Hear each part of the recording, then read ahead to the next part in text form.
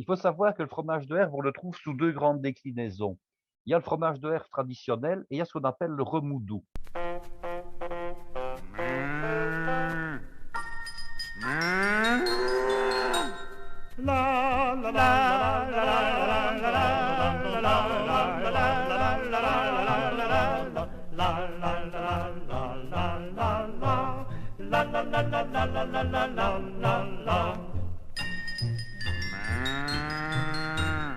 Ah, mesdames, voilà du bon fromage, celui qui l'a fait, il est de son village. Voilà du bon fromage au lait, il est du pays de celui qui l'a fait. Mes amis de la fête de la gastronomie, bonjour, nous voici dans l'épisode 33 du podcast des amis de la fête de la gastronomie. Aujourd'hui, je reçois mon ami Guy du podcast Parler Cuisine. Vous savez maintenant que nous avons décidé de faire des épisodes en commun. Donc ça date de 1 an. Guy nous a parlé des fromages de Romden, des boulettes et cassettes de Nivelles, la flamiche dit nantaise, la tarte aljotte, dite aussi l'ange, et les tartines qu'on appelle colosse. Aujourd'hui, notre ami Guy va nous parler des fromages de Herve. Eh bien, bonjour à chacun et chacune d'entre vous et bonjour Claude, de toute façon. Bonjour Guy. Alors, bien, la première chose pour vous parler des fromages du pays de Herve, c'est de vous situer peut-être un petit peu le pays de Herve, en fait, hein. Oui, où ça se trouve? Ah, mais ça se trouve forcément en Belgique, ça vous l'avez compris, ça se trouve en Oui, fait dans la partie nord-est de la Wallonie. Donc la d'accord. Belgique se divise, disons, en 2 grandes régions. Il y a la partie flamande au nord du pays et puis la partie sud qui est francophone qu'on appelle la Wallonie, qui est la plus grande des parties, un petit peu plus de 55 du pays en superficie. Et alors le pays de Herve est vraiment une toute petite région qu'on peut sans aucun problème comparer, pour nos amis français à la Normandie, parce que les Oui, paysages sont vraiment similaires, si ce n'est que c'est une région qui ne borde pas la mer, hein.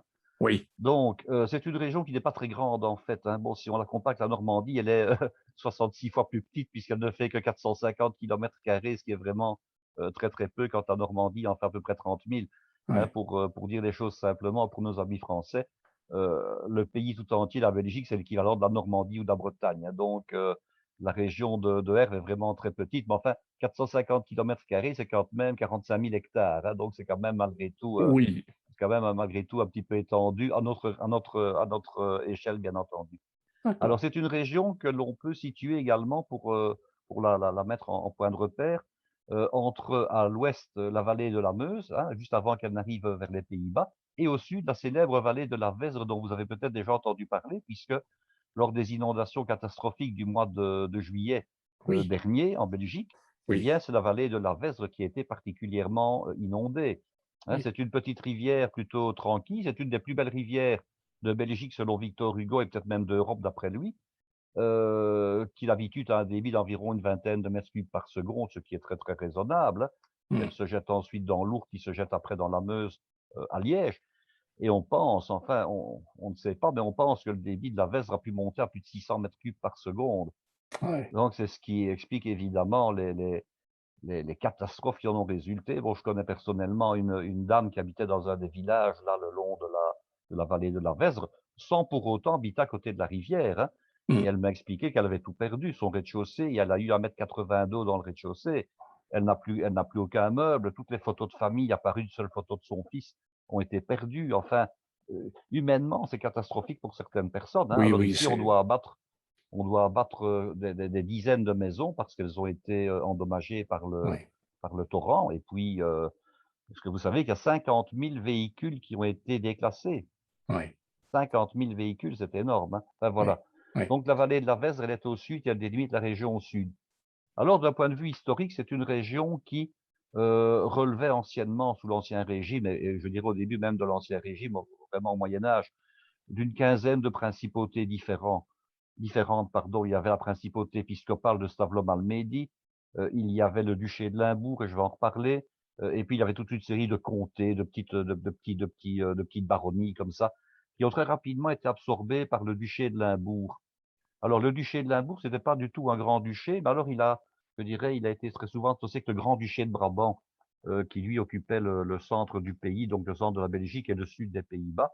Mmh. Et alors, c'est ainsi qu'il est passé progressivement à la dynastie de la Maison de Bourgogne, avec les 4 grands-ducs d'Occident qui ont fini par hériter, je dirais, de quasiment toutes les principautés de Belgique, ou bien de les acheter, ou parfois de les spolier, parce qu'ils ne les ont pas toujours acquis de la manière la plus noble qui soit. Hein. Mmh. Philippe le Bon, pour ça, était un spécialiste. Hein.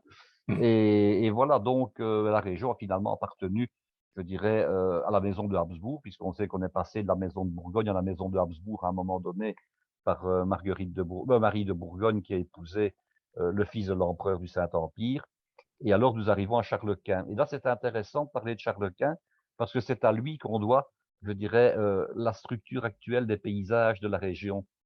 Mmh. Alors au départ, nous sommes sur un plateau. Nous sommes sur un plateau dont l'altitude varie entre 150 et 350 mètres d'altitude. C'est relativement vallonné, hein, et c'est lui qui, par un édit, a empêché l'exportation du blé. Donc les agriculteurs qui avant jusque-là je dirais que cultivaient du blé, n'ont plus pu le faire. Alors ils se sont tournés vers je dirais la plantation ou disons la réalisation d'herbage pour y faire de l'élevage.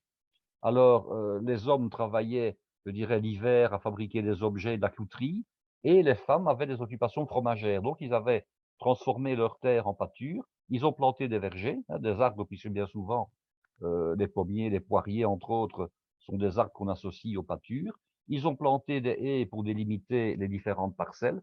Et c'est comme ça qu'encore actuellement, toute la région se présente. C'est une des rares régions de Belgique qui a encore ce genre de configuration-là. Nous sommes dans ce qu'on appelle des champs fermés, donc des champs qui sont vraiment clôturés par des haies. Et quand Oui. on se rend sur des points d'altitude, on peut jouir du paysage et voir comme ça des champs, des prairies vallonnées comme ça, avec je dirais des délimitations de haies qui sont souvent des haies vives, avec de l'aubépine, avec de la prunelle, du saule. Enfin voilà, ce sont vraiment Ça des. facilite beaucoup la diversité. Ah oui, oui, oui, oui, oui, c'est une région qui est extrêmement riche d'un point de vue biologique d'ailleurs à ce niveau-là, Ouais, hein.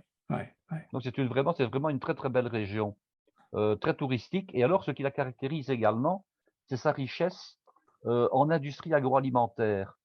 Ouais. Vraiment, on peut aller dans n'importe quel coin de la région, on y trouvera des références. Alors il y a une ville qui est, je dirais, au centre de cela. Il y a Erbe, bien sûr, qui a donné son nom au fromage et au pays, mais il y a également la petite localité d'Aubel. Alors quand je dis une ville, c'est vraiment une toute petite localité, hein, de quelques milliers Oui. d'habitants.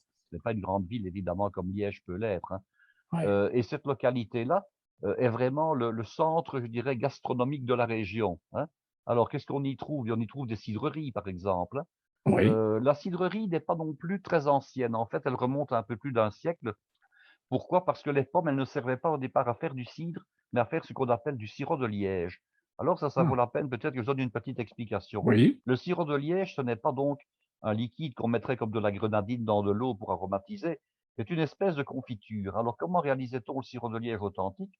On récoltait des pommes, on récoltait des poires, on les mettait dans d'immenses chaudrons en cuivre et on Mmh. faisait cuire à feu doux l'ensemble pendant très, très, très, très, très, très, très longtemps. Et à la fin, on obtenait une espèce de mélasse un peu brune comme ça, Ouais. légèrement translucide, qui pouvait être utilisée pour mettre sur le pain comme garniture à la place de la confiture. Quand tu dis très, très, très, très, très longtemps, Oh, c'est plusieurs jours, une c'est semaine?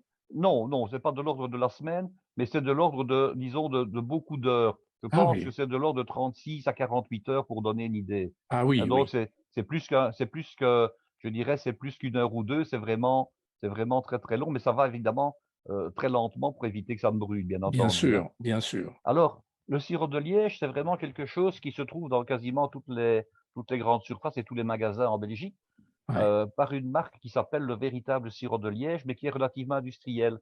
Mmh. Alors, j'ai visité l'usine qui le fabrique et il se fait qu'elle se trouve exactement à côté d'une des 2 cidreries qui sont aussi industrielles. Et alors, en Mmh. réalité, il y a des tubes qui fonctionnent et qui vont de l'une à l'autre. Donc, on va d'abord presser les pommes, avec lesquelles on va faire le cidre et ensuite la pulpe résiduelle est envoyée à côté à l'usine qui fabrique le sirop de liège et on l'utilise pour faire du sirop de liège. La seule différence, c'est que comme c'est industriel et qu'on a pris le jus des pommes, bien souvent, il faut compenser parce que le sucre qui est soluble dans l'eau a été utilisé pour faire le cidre. Donc, Oui. qu'est-ce qu'ils font? Ben, ils rajoutent des dattes, ils rajoutent de la betterave, hein, Mmh. et alors Mmh. on a un sirop de liège qui a toujours un bon goût, qui sent toujours la pomme ou la poire, mais qui, je dirais, contient, en outre, je dirais, les ingrédients principaux que sont la pomme et la poire, qui contient entre autres de la betterave et de la date. Et alors ils ont réussi à, comment dirais-je, à se diversifier. Et donc Mmh. maintenant ils font du sirop de liège avec, des abricots, avec des pruneaux, avec des framboises et avec, je ne sais plus, il y a un 4e fruit, mais j'ai oublié comme ça pour le moment lequel c'est. Et alors ce sont des produits qui malheureusement ne sont vendus que là-bas même à l'usine ou bien dans les marchés étrangers. Donc Ah, c'est un petit peu paradoxal. Mais par ouais. contre, on peut encore visiter des siroperies artisanales qui sont vraiment à ce moment-là des petites entreprises familiales, il y en a plusieurs, hein, qui sont généralement ouvertes le samedi, après-midi pour les visites, des gens extérieurs, des personnes extérieures. Et alors c'est très agréable de les visiter parce que là on a, disons, plutôt le côté authentique, hein. Ça fait un petit peu penser d'une certaine manière à la fabrication du sirop d'érable. Pourquoi? Parce que ces siroperies travaillaient dans des annexes, dans des bâtiments, dans des granges, dans des bâtiments, je dirais, heu, annexes à la maison, hein, et ça se faisait à petite échelle. Les Oui. pommes étaient cuites dans un seul chaudron. Le chaudron est alimenté par un feu de bois en dessous, hein. Ouais. C'était vraiment artisanal, et on peut encore visiter ce genre d'établissement. Ça, Et c'est et pour le sirop de liège, ça. ouais. Dis-moi, Guy, alors est-ce que quelque part on fabrique toujours peut-être en petite quantité ce sirop de liège, mais avec le fruit complet, sans Exactement, tout à fait. Donc les petites, siroperies artisanales travaillent toujours avec les fruits locaux, bien entendu, des pommes et des poires, et n'ajoutent rien d'autre. Ils n'ajoutent pas des dattes, ils n'ajoutent pas d'abricots, ils n'ajoutent pas de raisins, ils n'ajoutent pas de sucre extérieur, parce que le véritable sirop de liège a comme caractéristique, c'est que normalement tout le sucre qu'il contient ne contient aucun sucre ajouté. Il oui, ne contient que le sucre des fruits d'origine, des oui, pommes et des poires, donc en principe quand il est fait naturellement. Et on a ouais. 2 variétés de sirop de liège. Il y a une variété qui est un tout petit peu plus aigrelette, on va dire, plus sûre, mais quand on dit sûr, ce n'est pas du jus de citron, hein, c'est vraiment un petit peu plus pointu, un petit peu plus aigu comme ça. Astringent un peu, Un rien et oui, une variété qui est plus douce, en fait. ouais. Ça, c'est intéressant et alors dans les fromageries, artisanales et de la région et dans les magasins, disons, je dirais quasiment de toute la Belgique, on vend du sirop de liège. Pourquoi? Parce que c'est un complément extrêmement agréable à la dégustation des fromages. J'étais en train de Entre autres du fameux fromage de Herbe, justement. oui, oui, oui, voilà, je me disais, mais alors ce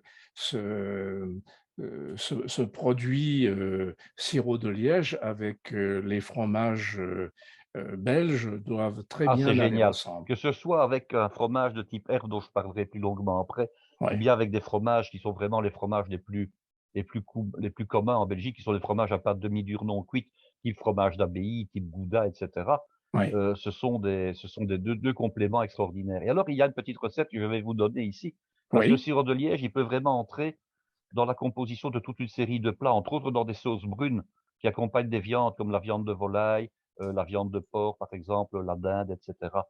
Mais je vais vous donner ici une recette qui était en fait le goûter traditionnel des enfants, le goûter que les enfants prenaient à 4 heures quand ils revenaient de l'école. Alors Oui. en wallon, ça s'appelle du seron de pouille. Alors si je dois le traduire, ça veut dire de l'étron de poule, donc de la fiente de poule. Ah, parce que ça y ressemble en fait. Alors qu'est-ce qu'on fait? On prend à part égale du sirop de liège qu'on mélange dans une jatte avec du fromage blanc de type fromage un peu cottage cheese comme ça, un fromage un petit peu granuleux.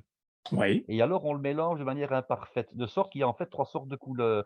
Il y a le brun du sirop de liège, il y a le blanc du fromage et il y a puis une partie qui est un petit peu de mélange des 2, qui est un beige clair comme ça. Et alors l'aspect évidemment faisait penser à ce que je viens de dire, hein, oui, mais par contre c'est délicieux sur une tartine. Disons qu'il ne faut pas trop penser à ce à quoi ça ressemble, mais il faut se dire oui, que c'est bon au goût, voilà. oui, Donc d'accord. c'est un petit dessert, enfin un petit goûter comme ça, agréable. Et alors je Mmh mh. parlais justement des volailles. Il se fait qu'au centre du pays de Herve, il y a une abbaye qui s'appelle l'abbaye de Val-Dieu, qui se trouve sur la vallée de la Berwine. C'est une abbaye qui a plusieurs siècles d'existence, qui a été fondée à la fin du Moyen Âge. Alors elle vient d'être laïcisée. Pourquoi? Parce que les 3 derniers moines sont partis il y a une quinzaine d'années, ils sont allés rejoindre une autre communauté. Et l'abbaye, par contre, continue toujours d'être visitable. Et alors, je ne sais pas si vous avez vu en France, il y a une série qui s'appelait Ennemi public numéro 1, qui était une série belge Oui, et qui représentait, enfin, qui expliquait l'histoire, je dirais, elle s'était un petit peu inspirée de l'affaire Dutroux, donc d'accord. d'un prédateur sexuel qui avait été accueilli dans une communauté de moines. hein, pour y faire retraite, on va dire. Et il y a eu dans le village en question, qui est un village tout à fait imaginaire, il y a eu donc un enfant qui a disparu. Et alors, on l'a soupçonné d'être le responsable de la prédation, ce qui n'était pas du tout le cas dans le feuilleton en tout cas. Et les extérieurs ont été tournés justement, entre autres, à l'abbaye de Ah, Val-Dieu. Donc c'est ouais, pour ça que j'en parle. Et d'accord, alors l'abbaye d'accord. de Val-Dieu, elle est connue pour plusieurs choses. D'abord parce qu'on y réalisait un fromage aussi. Il y a le fromage de Val-Dieu, bon, dont je vous reparlerai après, qui existe toujours, même si les moines ne sont plus du tout à la fabrication. Et alors, à côté de l'abbaye, il y a un moulin, le moulin de l'abbaye de Val-Dieu, à côté duquel il y a donc, je dirais, un restaurant. Donc, il y a un restaurant, je dirais, de produits locaux qui s'y est installé et qui utilise entre autres les poulets de l'abbaye de Val-Dieu. Alors, il faut comprendre un petit peu la synergie qu'il y a entre les deux. Dans le moulin, qui est maintenant devenu une entreprise tout à fait privée, on y moud des céréales tout à fait naturelles, des céréales bio, et toute une série de variétés de céréales qui servent entre autres à engraisser la volaille. Alors, il y a un label de poulet, un label qui n'est pas un label officiel, entendons-nous, c'est un label entre guillemets «privé», hein. Donc il y a un label de qualité pour des poulets, à condition que les fermiers qui y souscrivent utilisent uniquement les aliments qui proviennent de ce moulin et respectent un cahier des charges. Entre Ouais, autres, un cahier des charges, et ça j'en parle avec une certaine connaissance, parce qu'un des fermiers du village où je suis originaire va construire un entrepôt, je dirais, pour élever les volailles en question. ouais, Donc ce sont des volailles qui sont élevées, en pouvant manger des aliments de qualité d'une part, et d'autre part qui sont élevées plus longuement que les volailles habituelles, les poulets blancs de chair qu'on trouve, disons, à prix réduit dans le commerce. ouais, Hein, donc c'est pour dire également que cette région essaie d'avoir des produits, je dirais des produits qualitatifs. ouais, Ça ouais. c'est une chose. Alors bien entendu, je viens de parler de la volaille, mais je dois aussi parler du porc. Il y a une des plus importantes, je dirais, sociétés de transformation de la viande de porc qui est dans la région en question. J'ai pu visiter, non pas l'usine parce qu'elle ne se visite pas, mais j'y ai été reçu pour déguster des produits. Alors, je suis un petit peu retourné voir sur Internet ce qu'on en disait. Au départ, la société était une société familiale qui faisait d'abord de l'élevage et puis surtout de l'abattage, de la transformation et de la découpe de viande, hein, de viande porcine. Alors, ils ont un site, évidemment, on trouve sur leur site tous les produits qu'ils fabriquent. Mais alors, la société a été scindée, elle a été revendue. Et en fait, pour dire un petit peu les choses, donc la société d'abattage est une société, la société de découpe en est une autre, et la société de Oui, production de charcuterie en a encore oui, une troisième. Bon, maintenant, c'est comme ça qu'on fait, hein, on oui, scinde, oui. on achète, on revend. Là, pour vous donner un petit peu une idée, je suis allé voir le nombre de porcs qu'on pourrait tuer. On est à 12 000 porcs par semaine, donc Oula, 2 000 oui, porcs par jour, quoi. Et oui, alors, on nous explique bien, il y a une route qui passe à tout près. En fait, l'abattoir est d'un côté, l'usine de transformation en charcuterie, en pâté, en jambon, etc., aux saucisses, en boulettes de viande, en lard fumé, salé, etc., est de l'autre côté. Et alors, il y a un tunnel qui passe en dessous de la route, hein, mhm. tunnel tout à fait privé. Et alors, les carcasses de porc sont acheminées par le tunnel en question via un genre de, je dirais, de téléphérique ou de télésiège, en tout De cas une petits chaîne, trains. ou pas en train, mais en tout cas une espèce de chaîne où ils sont accrochés. Et alors, les porcs passent d'un endroit à l'autre en dessous de la route pour alimenter, disons, l'usine depuis l'abattoir qui est de l'autre côté. D'accord. C'est vraiment. Alors, ce sont des produits qui sont extrêmement qualitatifs également. Ils se déclinent sous plusieurs marques. Ils font entre autres des saucissons, ils font entre autres des salamis, ils font entre autres donc toutes sortes de salaisons. Et le label en Belgique est vraiment reconnu au niveau du jambon et au niveau des produits de charcuterie. On en trouve de toute façon dans toutes les grandes surfaces. Ça Ah reste oui. évidemment une production à grande échelle, hein, ce n'est pas du tout Et l'artisanat ce du petit sont des porcs, boucher, mais ce c'est sont quand des même porcs, qualitatif. oui, ce sont des porcs qui sont élevés sur place. Alors, il y a une partie des porcs qui sont élevés sur place, mais il y a une partie de porcs qui sont importés. Parce qu'il faut savoir qu'en Belgique, la région wallonne élève relativement peu de porcs, mais la Flandre élève énormément de porcs. Ah, hmm, Donc, il y a une partie des porcs qui sont des porcs locaux, mais la production locale ne pourrait jamais suffire ouais. au nombre de 2000 porcs qui sont abattus chaque jour, hein. Oui, oui, Donc, oui. c'est impossible. Donc, ils doivent évidemment aller chercher des porcs hors de leur région, hein. D'accord. Ça, ce n'est pas possible autrement. Ah oui, d'accord. OK. Voilà. Donc il y a toute une série comme ça d'industries plus ou moins petites, plus ou moins grandes. Alors je vais aussi vous citer une brasserie que j'ai également visitée, qui se trouve plus à l'est, je dirais du pays de Herve, qui est une brasserie tout à fait artisanale, qui produit des bières extraordinaires. Elle est relativement récente, néanmoins ils produisent des bières à façon également. Donc ils produisent leur propre bière avec des noms bien spécifiques, ce sont souvent des noms à consonance folklorique locale. Mais vous pouvez aller, Claude, un jour en disant: «Voilà, je veux bien que vous fassiez une bière, hein, qui me ressemble et que j'ai envie d'avoir sous mon propre nom». La bière Claude Oui, Cara, par exemple, hein. oui, oui, Bon, vous allez alors ils vont vous dire: «Voilà, il y a plusieurs possibilités». D'abord, vous choisissez une blonde, une rousse, une ambrée, une bière foncée. oui. Soit vous prenez une bière dont nous avons déjà la recette, soit on vous transforme une recette existante, parce qu'il faut savoir que la bière, on y ajoute des produits également. On y ajoute des épices, on y ajoute des herbes, on y ajoute des aromates qui donnent une spécificité à la bière, hein. On ajoute par exemple de la coriandre, des écorces d'orange, des choses comme ça. Et alors vous choisissez à ce moment-là une recette éventuellement, qui est seule, la seule, je dirais, qui soit la vôtre et qu'il n'y en aura pas de deuxième comme ça. Soit vous prenez une recette qui existe déjà et puis, ben, voilà, vous faites faire Oui, une oui, étiquette et vous avez c'est très intéressant c'est très ça. oui, oui, tout à fait. Et Et alors, alors, c'est aussi j'imagine que, pardon, oui. oui, et pardon, Guy, j'imagine qu'il il y a une quantité minimum si on veut sa bière. Mais je ne sais pas parce qu'à la limite, si vous prenez une recette qui existe déjà, vous n'avez jamais qu'à faire des étiquettes et on mettra l'étiquette au moment de l'embouteillage sur vos Oui, bouteilles, hein. oui, oui. Maintenant, je ne dis pas que pour 12 bouteilles qu'on va vous le faire, mais enfin, Oui, oui, non, mais si vous bien dites: sûr, bien sûr. «Voilà, je commande, 30 ou 40 casiers», à mon avis, on peut encore, on peut le faire, à mon avis, hein. Ah oui, non, mais c'est la première fois que j'entends dire Oui, que oui. on peut, dans un endroit, quelque part en Belgique, on peut se faire sa Ah bière mais ça, c'est très courant, personnalisée. ça existe Ah oui, vraiment dans de nombreuses brasseries, hein. Et d'accord. alors, quand j'y suis allé, que j'ai visité, c'était la maman du brasseur actuel qui faisait visiter. Alors comme ils sont vraiment aux confins, je veux dire à la fois de la Flandre, qui est juste au nord, des Pays-Bas et de l'Allemagne, bah, elle parle français, elle parle un dialecte, elle parle allemand et elle est capable de parler néerlandais aussi, quoi, hein. Ouais, ouais. Donc je vais visiter, c'est cette dame-là qui guidait la visite, qui était charmante au demeurant. Alors, on a déjà sur place vu et dégusté toute une série de bières et puis le fait de faire la visite, on se rend dans le café du village qu'ils ont racheté. Alors c'est Ouais. un café qui était vraiment tombé, je dirais, pas dire à l'abandon, mais qui n'avait plus aucun succès et maintenant, grâce à la brasserie qui est là à une centaine de mètres, le café est toujours rempli et alors le fait de boire, de payer, on paye un petit droit d'entrée, hein, on a droit à une dégustation de bière après de plusieurs bières. Et ça, c'est D'accord. extraordinaire. Vous avez des bières qui sentent la pomme, des bières qui sentent la cerise, des bières blondes, des bières brunes, des bières Oui. ambrées, des bières rousses.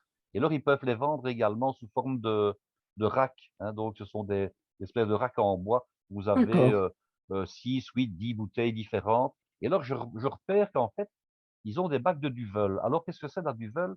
C'est une bière qui est produite en Flandre, tout près d'Anvers, pas loin d'Anvers, en fait. C'est une des bières réputées en Belgique. C'est une bière blonde à la base.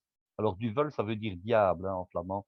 Donc, c'est une bière qui est ailleurs. Je dis: «Mais qu'est-ce que vous faites avec des casiers de Duvel?» «Ah ben», qu'ils disent: «On a trouvé un arrangement au niveau financier». En réalité, ils utilisent des bouteilles de Duvel pour embouteiller leur bière. Alors Duvel leur reprend leurs vidanges, les nettoie et leur rend les vidanges lavées, donc les D'accord. consignes lavées.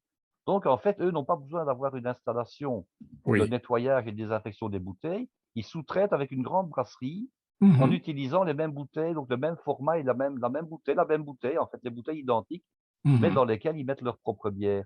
Et Ouais. alors, autre chose, ils réalisent également un alcool. Et ça, j'ai trouvé ça extraordinaire, j'en ai acheté d'ailleurs. C'est un alcool blanc qui ressemble un peu à une grappa, mais qui est parfumé à la bière. On en réalise en Alsace également, hein. Entre autres, Wolf Berger fait ça en Alsace, une liqueur de bière. Et alors, on m'a expliqué, ce ne sont pas des brassins qui auraient été ratés, qui servent à faire l'alcool en question. Ce sont des bières qui sont spécifiquement réalisées de manière à les distiller et avoir des arômes de bière qui sont recherchés. Alors, ça a un goût extraordinaire. C'est un alcool blanc qui est légèrement sucré, très légèrement, et dans lequel on distingue des notes de pain d'épices, par exemple, hein. C'est Ah oui. vraiment super bon. D'accord, Et d'accord. de nouveau, avec ça, on peut faire des recettes, on peut faire du sabayon, on peut faire des entremets, on peut faire de la glace, du sorbet, c'est vraiment génial. J'imagine un sorbet à la bière, ça doit être pas mal. Guy, Ah, moi j'en ai déjà réalisé du sorbet à la bière, même une crème glacée à la bière d'ailleurs, hein. ah oui. Guy, j'ai une question pour nos auditeurs. Est-ce que tu veux redire le nom de le nom et l'endroit où ça se trouve, cette brasserie, où on Je peut... je regarderai pour te fournir éventuellement, les indications précises, éventuellement l'adresse du D'accord, site je et le ça je le mettrai. donnerai par la suite. Voilà, je mettrai, mesdames, messieurs, je mettrai dans les notes Oui, cette ce sera plus brasserie où simple. l'on peut se faire des bières personnalisées, je pense à des anniversaires par exemple, Oui, tout à fait. ou à des cadeaux à des gens que l'on aime bien. Et en fait, ça se trouve à proximité relativement immédiate d'un endroit qu'on appelle le Drielandenpunt, c'est-à-dire le point des 3 frontières. C'est D'accord, l'endroit où se rejoignent les frontières de la Belgique, de l'Allemagne et des Pays-Bas. d'accord. Et alors, je dois vous en parler parce que c'est le point culminant des Pays-Bas à 321 mètres d'altitude. Ah ben oui, Donc, on monte évidemment, on prend une route qui est relativement escarpée, mais tout à fait carrossable, c'est pas une piste, hein. Et on ouais. arrive là-bas au-dessus. Alors, ce qui est paradoxal, c'est que le dessin des frontières est représenté au sol. Par contre, ce n'est pas à l'intersection des 3 frontières, comme on pourrait le croire, que se trouve le point culminant des Pays-Bas. C'est à quelques mètres de là. Alors, vous Mhm. avez comme ça des drapeaux. Vous avez des drapeaux allemands, des drapeaux belges, des drapeaux hollandais, bien entendu. Et alors, sur la partie belge du site, on a construit une tour qui fait une soixantaine de mètres de haut, qui s'appelle la tour Roi-Baudouin, à laquelle on accède, au sommet de laquelle on accède avec un ascenseur. Et quand on se trouve tout au-dessus, il y a une claire-voie. Donc, il y a, vous savez ce que c'est qu'une claire-voie? Ce sont je dirais, un sol en grillage, qui Ouais. fait que lorsqu'on se trouve dessus, on voit au travers, évidemment. Oui, oui. Donc, j'étais allé avec un ami français qui n'a jamais prétendu monter dessus parce qu'il m'a dit: «Non, non, je ne saurais pas regarder au travers du sol». C'est vrai que c'est relativement impressionnant. Et alors, de Oui. l'endroit en question, on a une vue magnifique sur la région et entre autres sur la ville d'Aix-la-Chapelle qui est là-bas tout près. Ah oui. La capitale du Saint-Empire romain germanique se trouvait à 5, 6, maximum 10 kilomètres de la frontière actuelle de la Belgique, Mm. évidemment, hein. Ouais, Donc ouais. Charlemagne, qui était né en principe à Jupy, dans les environs de Liège, avait établi ultérieurement sa capitale à Aix-la-Chapelle, Oui. pour une raison, c'est qu'à Aix-la-Chapelle, nous nous trouvons sur le massif de l'Eifel, qui est un ancien massif volcanique, et qu'il y a des sources d'eau chaude. Ah oui. Donc Ouais. Aix-la-Chapelle était une ville avec des thermes qui étaient déjà exploités depuis l'époque romaine. Et Charlemagne, évidemment, trouvait beaucoup plus agréable de s'y installer plutôt que d'être dans une région avec des frimas et des gelées. Donc, Bien quand il sûr. avait froid, il prenait des bains d'eau chaude et il soignait ses rhumatismes. Bien sûr. Et Aix-la-Chapelle est, au passage, est toujours une ville thermale et on exploite toujours? Ah, ça, je ne saurais pas vraiment le dire, tiens. Je D'accord, ne sais bon. pas si. Je sais qu'il y avait toujours les thermes de Charlemagne, on peut les visiter, mais je ne sais pas si la ville. Je pense qu'il y a toujours une exploitation, mais à mon avis, ça doit être de petite échelle. Oui, oui, oui, oui, oui. Ce n'est pas à grande échelle. Par contre, D'accord, d'accord. il y a vraiment à la frontière, je dirais ouest vers Liège, du pays de Herve, il y a une station thermale belge qui s'appelle Chaudfontaine. Il y a le Chaudfontaine, c'est le belge avec de l'eau tiède. L'eau jaillit à 36 degrés là-bas. Ah Et là, il y oui, a des thermes en fait. d'accord. Et alors, quelques pas plus au sud, il y a la région de Spa, donc là, où là, il y a vraiment une ville thermale qui est renommée mondialement et qui, je dirais, sous l'Ancien Régime, était le café de l'Europe, étant donné que tout le monde venait de l'Europe entière je dirais, s'y restaurer, jouer au casino et prendre les eaux, voilà. D'accord, d'accord. OK. Bon, très bien. Alors, continuons sur notre fromage de Herve. Oui, Tu nous as un petit peu brossé le tableau de la région où se trouve ce plateau de Herve. Tu nous as parlé de l'économie. Tu as d'autres choses à ajouter par rapport à l'économie de la région? pour l'économie proprement dite, pas tellement, si ce n'est que je peux vous dire que si vous avez l'occasion d'y passer au printemps, j'y suis allé il y a 2 ans, avec un ami français pour lui montrer, il y a la route des vergers. Donc à ce moment-là, dans la partie essentiellement la partie ouest, celle qui est la plus proche de la Meuse, vous avez encore énormément de vergers aux tiges et Ouais, quand on y va au moment de la floraison des pommiers, ah, c'est oui, évidemment très extrêmement, beau. agréable de pouvoir s'y rendre et d'y faire Ouais. un petit tour. Alors ce que je vais faire maintenant, c'est vous narrer un petit peu dans les grandes lignes l'histoire justement du fameux fromage de Herbe, Oui, comment il a été, créé. oui. Donc je vais me permettre de vous lire d'abord, si vous le permettez, l'éloge qu'a fait de ce fromage de Herve un de vos compatriotes, ce qui n'est quand même pas rien, hein. Oui. Il faut savoir que le fromage de Herve, on le trouve sous 2 grandes déclinaisons. Il y a le fromage de Herve traditionnel et il y a ce qu'on appelle le remoudou. Alors le remoudou, on pourrait le comparer au niveau de son origine, de son étymologie au reblochon. Est-ce que vous Ah, savez ce que veut dire le reblochon? Je pense que oui. oui, oui. Mais peut-être tu peux rappeler pour les gens qui nous écoutent. Alors, que ce soit le reblochon ou le remoudou, à l'origine, on effectuait la réalisation de ce fromage-là avec un lait de ce qu'on appelait de deuxième traite. Donc, pour toutes sortes de raisons, souvent économiques et parfois fiscales, Oui, on ne trayait pas les vaches à fond, de manière à oui, faire croire qu'elles avaient un rendement moindre que ce qu'il était. Donc les vaches gardaient une partie de leur lait dans le pis, le lait s'enrichissait en matière grasse, et lorsque les contrôleurs étaient partis, on retrayait l'animal et on avait un lait qui était beaucoup plus riche, qui était plus crémeux. Oui. Et on réalisait des fromages, que ce soit le reblochon à l'origine ou le fameux remoudou, avec ce lait-là. Alors le remoudou, par rapport au fromage de herbe, il est réalisé de la même manière, mais il est affiné plus longtemps. En Ouais. fait, le fromage de herbe est affiné 4-5 semaines, le remoudou l'était 7 à 8 semaines, et il était plus piquant de ce fait-là, mais il était plus crémeux. Mmh. Alors actuellement, on réalise encore du remoudou, mais on ne le réalise plus avec du lait de seconde traite, hein. On l'affine tout simplement plus longtemps. Alors Oui. je vais vous lire ce qu'en a dit un certain Jean Robert, qui était le président du Scal Club de Paris à la Foire internationale de l'alimentation, le 21 mai 1964 à Paris. Ouais.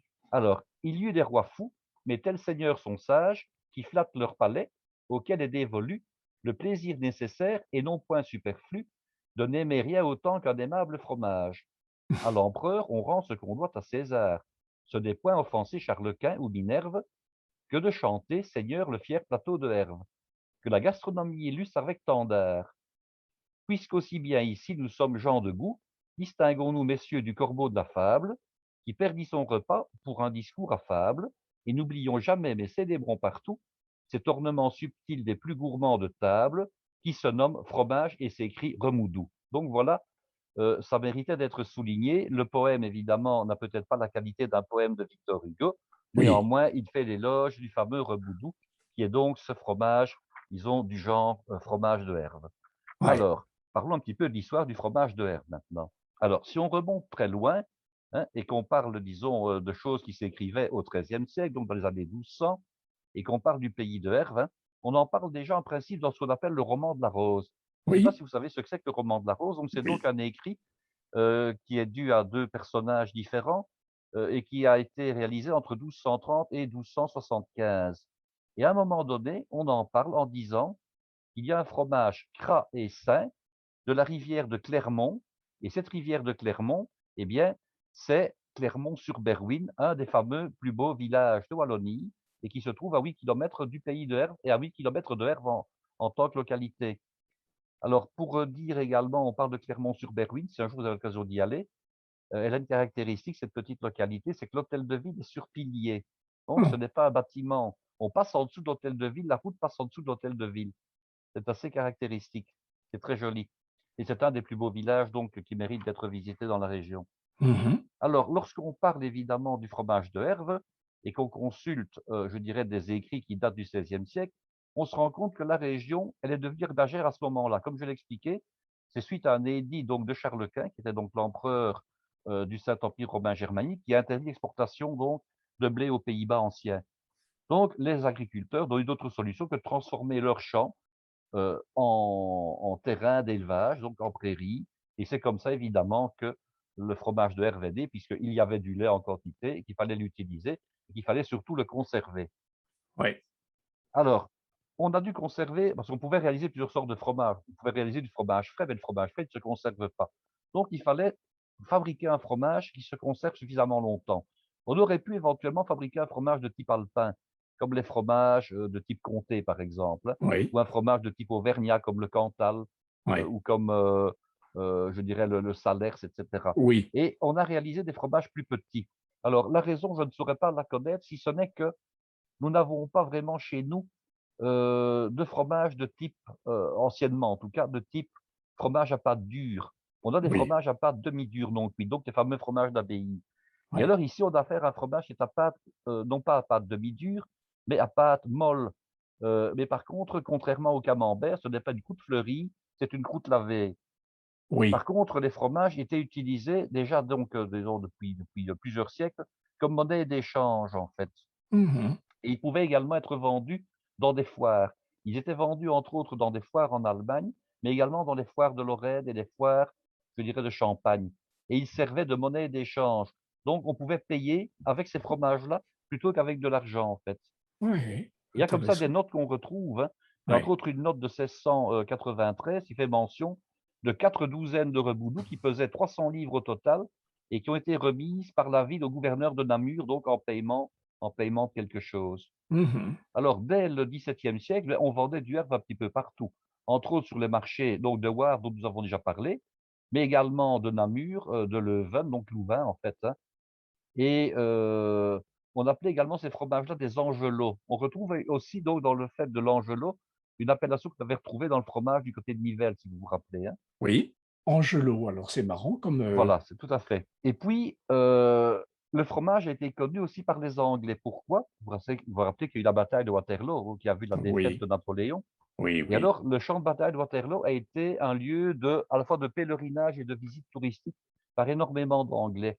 Et Mmh, c'est ainsi qu'un bien sûr. certain, Robert Southey, qui était un poète anglais, a écrit un livre qui s'appelle Pèlerin de Waterloo. Et alors il est venu à Herve en 1815, en automne, et lui, il dit ceci: «Ces fromages, aussi infects d'odeur qu'ils sont délicieux de goût, ont été façonnés de la forme et de la taille de briques ordinaires, et dans des carrioles tirées par de robustes chevaux ardennais, ils sont fort joliment disposés sous de la paille.» Quand vous visitez encore actuellement la ville de Herve, on ne produit plus de fromage à Herve de manière artisanale, hein, mais vous Mmh. verrez qu'il y a toute une série de maisons, parce que l'architecture hervienne est assez particulière. C'est une architecture de briques avec les tours de portes et de fenêtres qui sont en pierre bleue. Mmh. Et alors on trouve donc comme ça toute une série de maisons avec des escaliers qui sont assez caractéristiques et qui font monter le rez-de-chaussée à hauteur presque d'un demi-étage. Et à gauche ou à droite de ces escaliers, les anciennes maisons portent encore des entrées de caves qui étaient les caves d'affinage des fromages de Herve. Et on a Mmh. des textes anciens comme ça qui mentionnent le fait que lorsqu'on se promenait dans la ville, on sentait la puanteur des fromages tout au long de la ville. Et le paradoxe du fromage de Herve, c'est qu'il était affiné en très petite quantité à Herve même. En fait, il était produit dans les fermes qui sont, je dirais, dans les campagnes aux alentours, mais l'affinage, c'est toujours fait, ou très souvent fait, non plus à la ferme, mais dans la ville de Herve elle-même.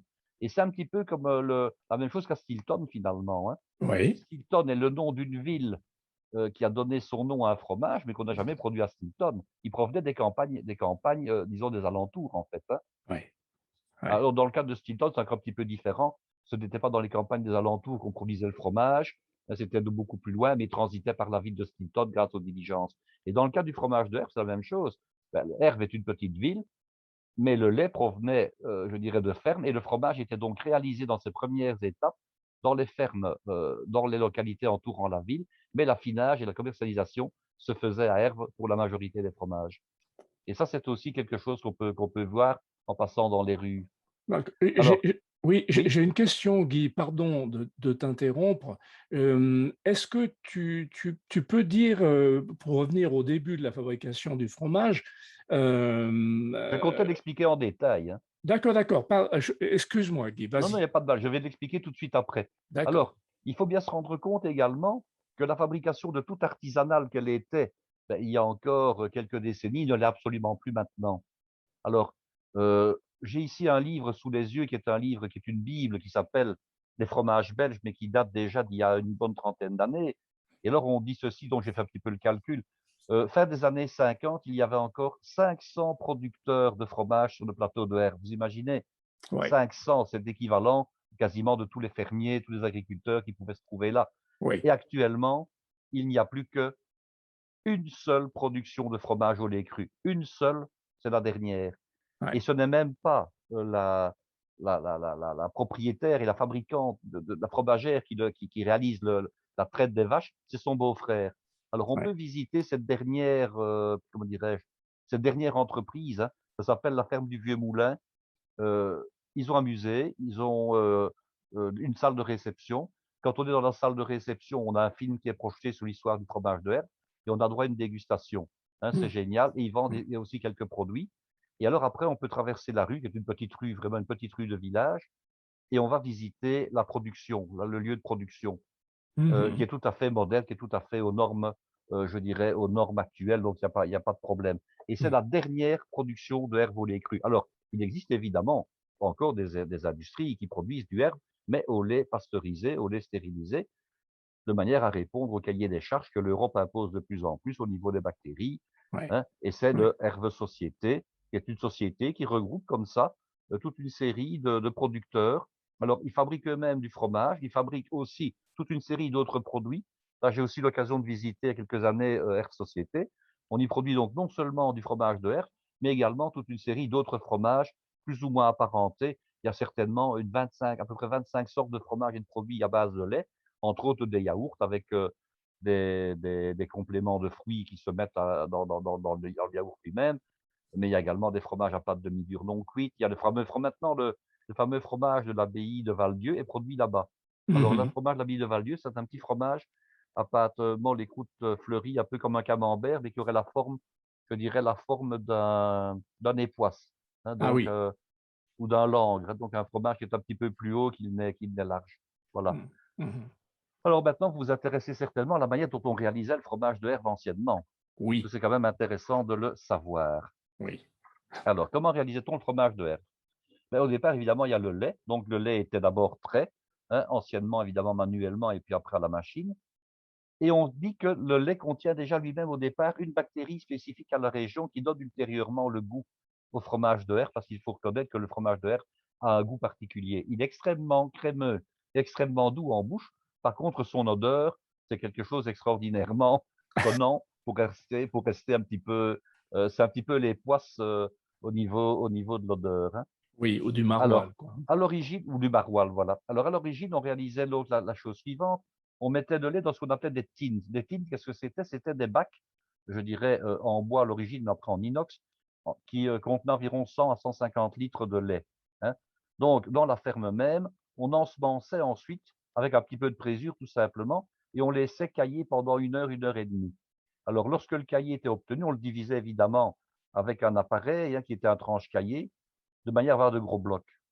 Et ensuite, on déposait carrément donc à la surface du cahier ce qu'on appelle un fraiseux, c'est-à-dire une espèce de passoire qui s'enfonçait dans la masse, hein, sous son propre poids et qui permettait ainsi de séparer le sérum du fromage. Donc en fait, on n'égouttait pas le fromage exactement à ce moment-là, mais on prélevait déjà une partie du sérum grâce à la passoire pour laisser naturellement s'enfoncer dans le cahier. Donc on Mhm. l'asséchait déjà un tout petit peu. Et puis après, on allait mettre ce cahier qu'on allait additionner avec un tout petit peu de petit lait sur une table à fromage qui était longue d'environ 2 mètres. Et là, c'était une table en bois, donc je dis bien que c'était parce que maintenant on ne peut plus réaliser ça de cette manière-là. C'était donc une table en bois qui était réalisée artisanalement, avec un rebord qui faisait à peu près une quinzaine de centimètres. Et dans cette table, on disposait ce qu'on appelait des filières. C'était de nouveau des planches qui permettaient de réaliser des espèces de sections de taille carrée, en fait.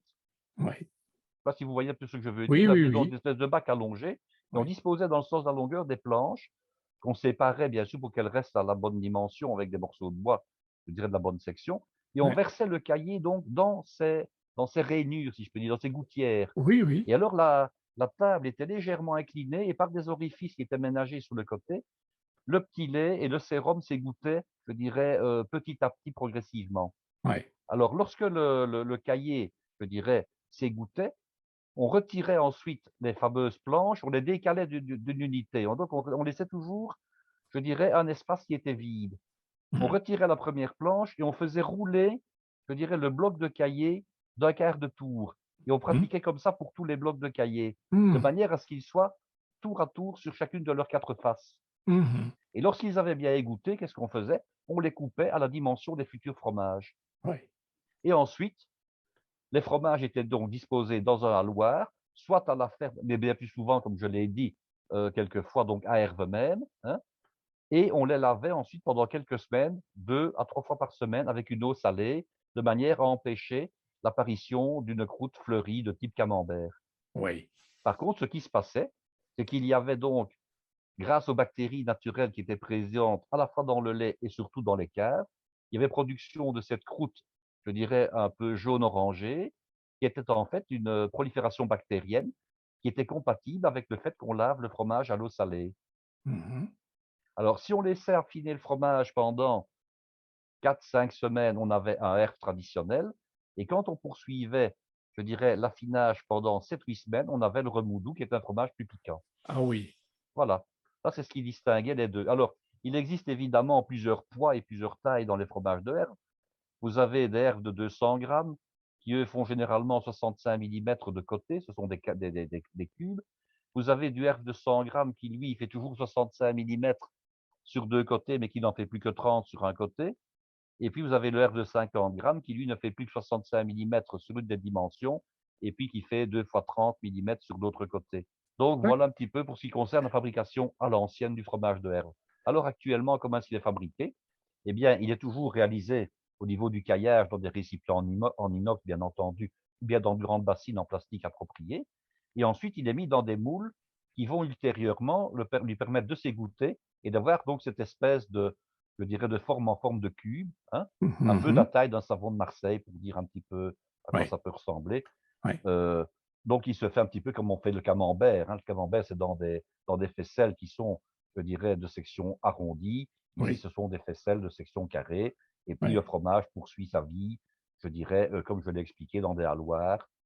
Et il est lavé régulièrement à l'eau salée pour empêcher la formation donc de cette croûte qui serait fleurie sinon. Est-ce que c'est ce fromage-là sur lequel on rajoute des couches de manière à obtenir un marbré? Non, non. Le fromage qui permettait de faire un marbré, c'était le fromage bleu, qui était le bleu d'Achel, Ah d'accord, qui lui est d'accord. produit tout à fait ailleurs, dans le nord du pays, Mmh. mais ce n'est pas ce fromage-ci. Ah oui, oui, on en Ici, a il est parlé réalisé déjà. en une seule fois, Oui, donc on met le caillé dans le moule, le caillé s'égoutte et puis à un moment donné, beh, il a sa forme carrée, caractéristique. Alors ce qui est intéressant, c'est que je vous donnerai également le site, de la ferme du Vieux Moulin. Vous oui, allez pouvoir vous rendre compte de tous les produits différents qui sont réalisés. Je vais oui, d'ailleurs vous les citer. Alors, donc la dernière, fabrication de fromage de Herve au lait cru ne se contente pas de ne fabriquer que du Herve, hein. Il ouais, y en a plusieurs et il y a plusieurs variétés. Alors ouais. nous avons d'abord ce qu'on appelle le Herve doux. Mmh. Alors le Herve doux, c'est donc celui qui a été affiné le moins longtemps possible, Oui. 4-5 semaines à peu près, et on le Mmh. trouve par exemple en 200 et en 100 grammes. Mmh. Alors celui-là, il a une étiquette, il a plutôt un emballage, blanc et rouge. Et puis nous Oui, avons le Herve piquant qui correspond à l'ancien remoudou, hein, et qui d'accord. lui, a un poids de 200 grammes généralement. Et lui, il a une étiquette, et un emballage qui est blanc et bleu. Oui, Alors ils ont réalisé aussi également un Herve doux au lait bio, hein, ouais. qui lui a une étiquette blanche et verte. Et verte, Et évidemment. puis il y a ce qu'on appelle le lingot. Alors c'est Ouais, un Herve qui est très doux et qui est très allongé parce que lui, il pèse 200 grammes, mais il est 2 fois plus long qu'il n'est haut et qu'il n'est large. ouais, Et alors sur ouais. chacun de ces produits, vous allez pouvoir voir qu'il y a une espèce de petit macaron de couleur à la fois, rouge et orangé. Et Oui, ça, c'est le fameux label, AOP. Il y a un oui, seul fromage en Belgique qui a une appellation d'origine protégée, c'est le fromage de Herve. d'accord. Alors ils doivent répondre évidemment à toute une série de cahiers de charges, bien entendu, entre autres production locale, le lait qui est local, l'alimentation qui est, disons, je dirais conforme et cetera. Et on a à ce moment-là donc droit à une AOP. Alors ça, ce sont pour les fromages, disons, de type herbe. Et alors il y en a encore un quatrième, c'est ce qu'on appelle le herbe blanc. Alors le herbe blanc, il se trouve sur la deuxième ligne et il se trouve avec 2 pommes là comme ça sur la Oui, je droite. vois. Alors Oui, l'herbe blanc, qu'est-ce que c'est? J'en ai déjà acheté. C'est le herbe au moment où on vient, disons, de le mettre en affinage. Il n'a pas encore été affiné, oui, il a été égoutté, il a déjà sa forme, mais il est blanc. Alors ça oui, oui, ressemble un peu, je vais caricaturer évidemment, hein, ça ressemble un peu à une feta, pour donner oui, l'idée, hein, oui. un peu, un peu. Mmh. Alors vous avez également de la maquée. Alors la maquée, j'en avais déjà parlé lors d'autres, je dirais Oui. d'autres émissions.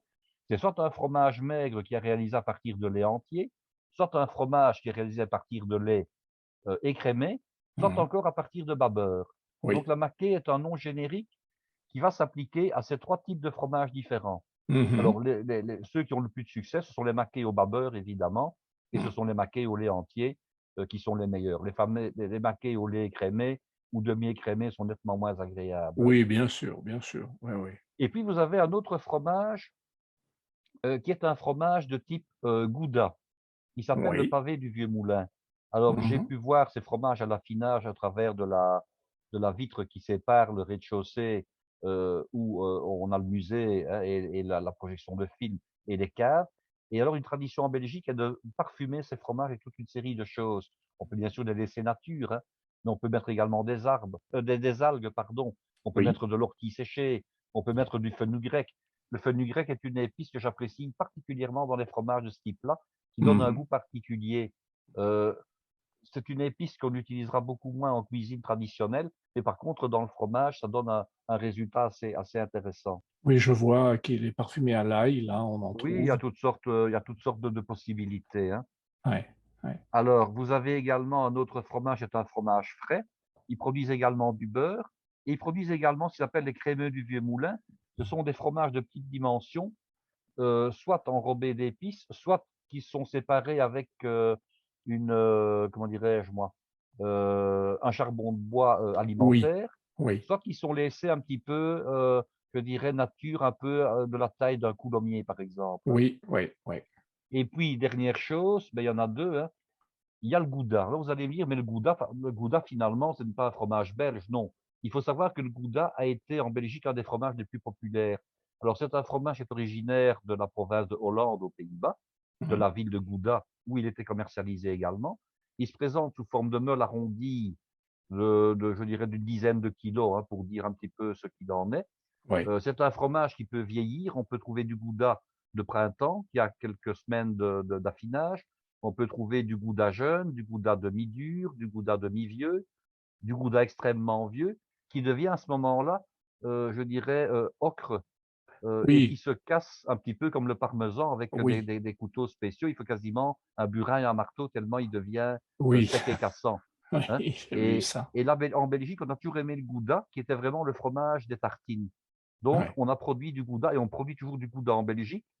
Je préférais qu'on l'appelle plutôt, boerenkaas, ce qui veut dire, fromage fermier, hein, en oui, néerlandais, oui, pour être un peu plus spécifique, mais l'appellation est tellement, je dirais, tellement passée dans le langage courant, oui, hein, très que populaire. si on ne Oui, produisait que de la chantilly qu'à Chantilly, ça se saurait, quoi, hein. Bon, voilà. Donc ouais, Gouda est ouais. devenu un nom un petit peu générique pour des fromages et alors on appelle tout simplement ce fromage-là Gouda belge, même s'ils ne sont pas produits, aux Pays-Bas, ben, on s'est un petit peu approprié le nom, évidemment.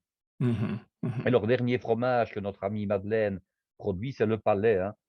C'est un Oui, fromage qui va ressembler un petit peu, je dirais, à un époisse, mais qui aura un format différent, donc qui est un petit peu plus aplati, et qui ressemble au Werth tout en ayant des caractéristiques un tout petit peu différentes. Donc c'est pour vous dire qu'à partir d'une seule, je dirais, fromagerie encore artisanale au lait cru, eh bien, on produit encore, toute une série de variétés de produits et pas seulement du Werth. Et alors, oui, ils ont la bonne idée de commercialiser leur fromage à la fois sur place, mais le problème, c'est qu'ils ne sont ouverts que, je dirais, le samedi. Mais ils ont une ouais. fromagerie qui se trouve, je dirais, à Hervemène, où ils commercialisent tous leurs produits et aussi d'autres produits fromagers, je dirais, belges et étrangers, bien entendu. Ah oui, oui, oui. Je vois qu'ils ne vendent pas sur internet. Non, mais il faut dire que le fromage de Herve est très difficile à commercialiser étant Oui, donné j'imagine. étant donné son odeur, hein. Bon, voilà, il faut le mettre Oui. sous vide, en fait.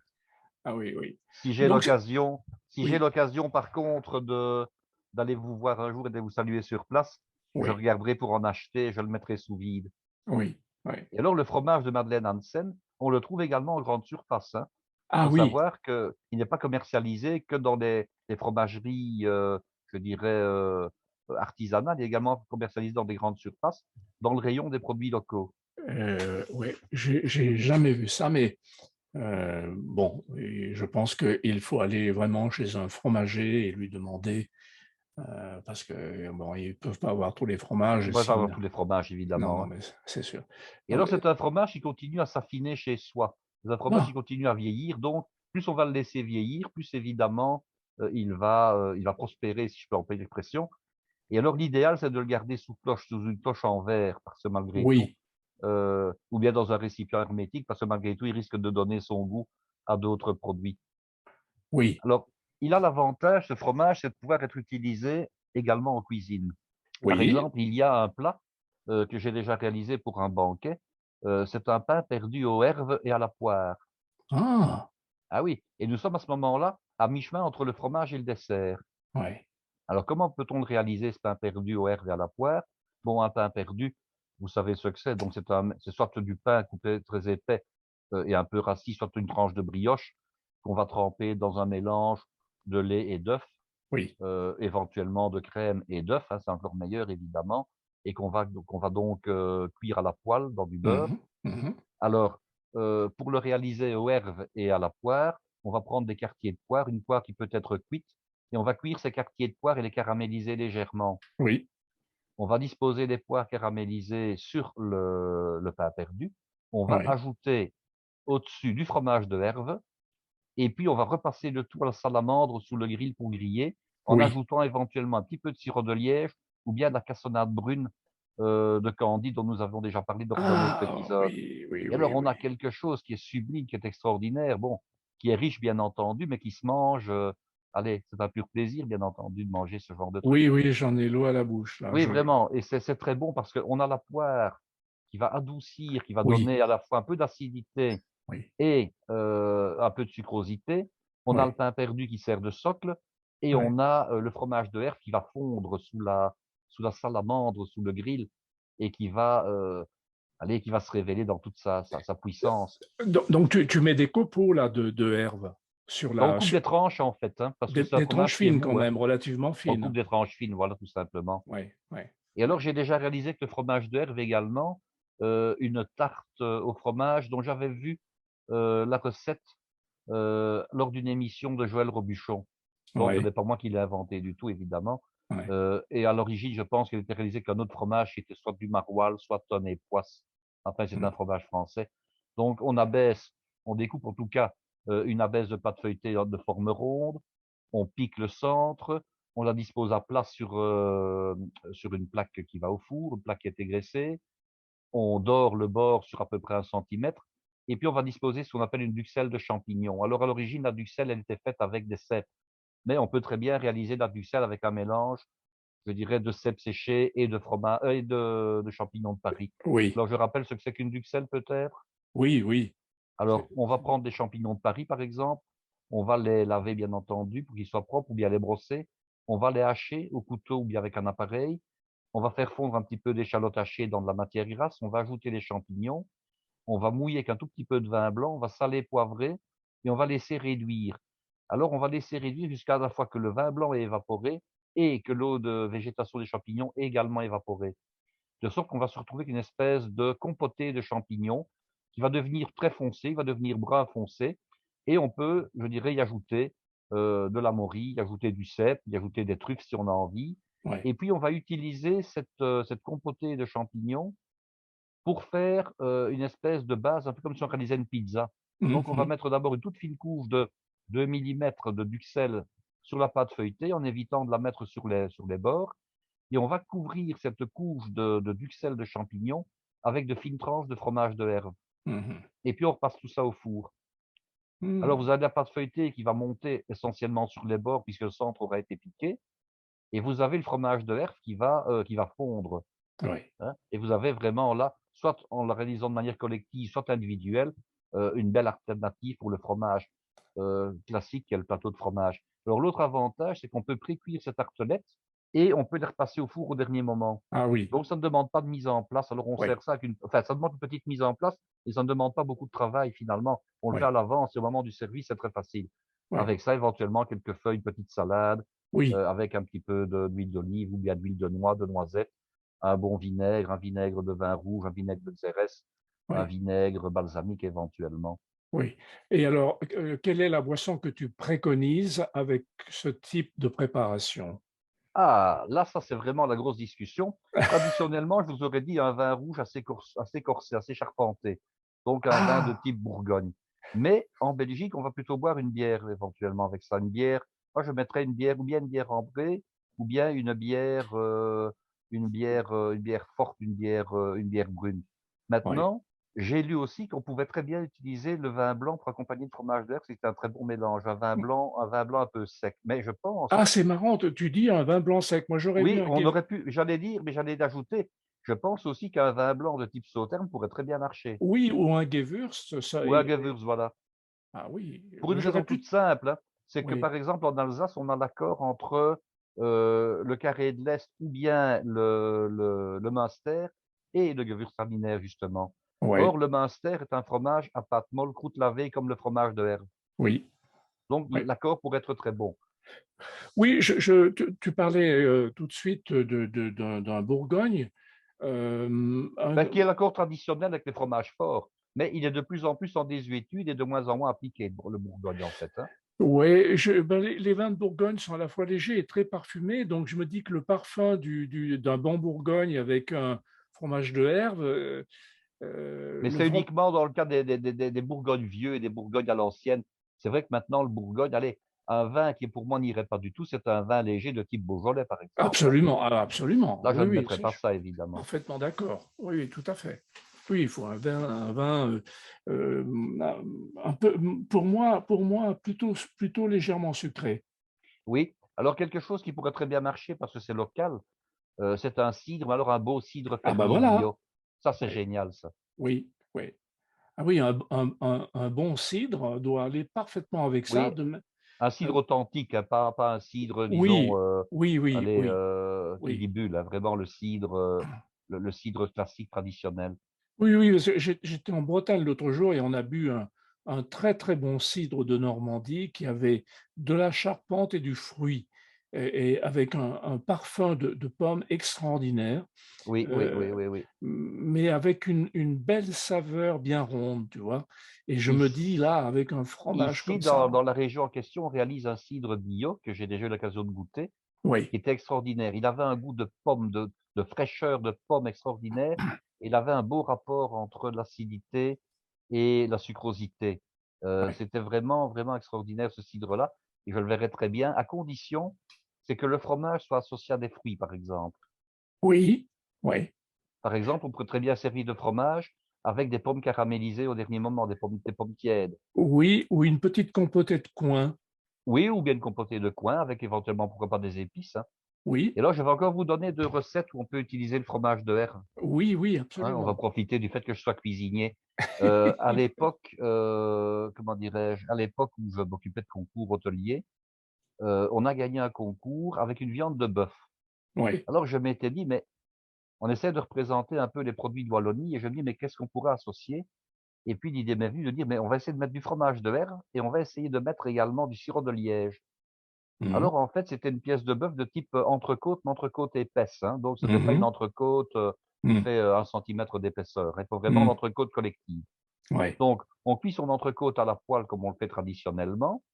On la laisse évidemment très bleue, on ne fait plutôt que la marquer réellement en fait, hein. Oui, oui, oui. Et puis ensuite on va la découper de biais de manière à avoir des escalopes dans l'entrecôte, hein, donc un émincé épais d'entrecôte. On va mettre ça sur plat et on va intercaler dans chacune des entre chacun des morceaux, on va intercaler une tranche de fromage de herbe justement. Ah! Donc quand tu dis émincé, c'est vraiment émincé? Non, ce n'est pas émincé, émincé tout fin, c'est couper disons des morceaux qui vont faire à peu près 2 centimètres d'épaisseur, Ah d'accord, mais d'accord. de Non, mais biais, c'est hein? bien de préciser parce que quand Oui, tu parles voilà. de hein, d'accord. Oui, oui. 2 Donc et on centimètres va d'épais. reconstituer l'entrecôte en Oui, intercalant entre chacune des pièces, des morceaux de viande, on va intercaler une fine couche, une fine tranche d'à peu près un demi-centimètre d'épaisseur de oui, fromage de herbe. oui. On redresse ça sur un plat qu'on a beurré évidemment et on Mmh. repasse le tout au four, OK? Ça, c'est pour ce qui est de la viande. Alors la sauce maintenant, on Mais réalise un attends, quand tu dis que tu repasses au four, quelle température, combien de temps? oh écoute, ça dépend un petit peu du résultat que vous voulez avoir. Si vous voulez avoir une viande qui soit beaucoup plus cuite ou pas. Je Ah, dirais que l'idéal, c'est d'avoir un thermomètre de cuisson et alors on pique. Je dirais, on l'insère dans le produit, oui, un petit peu comme si on faisait un rôti Orloff finalement, hein. oui, oui, Et oui, alors, on doit en fait s'arranger pour que le fromage soit fondu et que la viande soit chaude. Donc si on veut oui, quelque chose qui est chaud, c'est 55 degrés à cœur. Maintenant, on oui. peut monter un petit peu plus, on peut monter à 60, 65. D'accord, Donc ça dépend un petit peu du résultat qu'on veut. Ou bien on veut d'accord. garder une viande qui soit encore, disons, je dirais plutôt saignante, ou bien on va vers une viande qui est plutôt à point. Ça, c'est une Oui, question de goût. Alors, oui. le four 180 degrés, voilà, pour vous donner une Voilà, idée, hein. voilà. Voilà. L'objectif, c'est que le fromage commence à fondre. Voilà, exactement. Ouais. Alors, la sauce maintenant, sauce, je dirais évidemment, dans laquelle je vais mettre à la fois de la bière, du sirop de liège et du jus de veau. Donc, soit qu'on utilise, parce que bon, la ménagère ne fait plus son fond de brun elle-même, évidemment, Oui, soit on utilise une sauce de base du commerce de type jus de rôti. ouais, Alors, pour la réaliser, vous allez d'abord prendre une bière brune, hein, une bière disons, qui a du goût, qui a du caractère, mais on pourrait prendre une bière ambrée, il n'y a pas de problème. Vous la faites réduire et ensuite vous mouillez, selon les prescriptions du paquet, disons, de sauce de base, mmh, vous mouillez à peu près à un tiers avec le produit de sauce de bière que vous avez réalisé en réduction. ouais, Vous pouvez mettre un petit peu d'échalote hachée dedans. ouais, Alors pourquoi est-ce qu'on ne peut pas mettre toute la bière? Pourquoi? Parce que ce serait trop amer. Donc oui, vous n'utilisez qu'un tiers. Vous faites réduire pour enlever l'acidité et vous utilisez cette réduction en concurrence d'un tiers. Donc je vais donner un exemple concret. Imaginons que vous deviez réaliser votre sauce à partir de 3 décilitres de mouillement. Vous mettez 1 décilitre de cette bière réduite, OK? ouais, Et 2 ouais, tiers d'eau. Vous mettez votre sachet de poudre. Vous avez donc le goût de la bière qui va être présent mais qui va être atténué par le fait qu'il a été réduit. Vous avez éventuellement ajouté une échalote hachée dans la réduction de bière, ça va parfumer.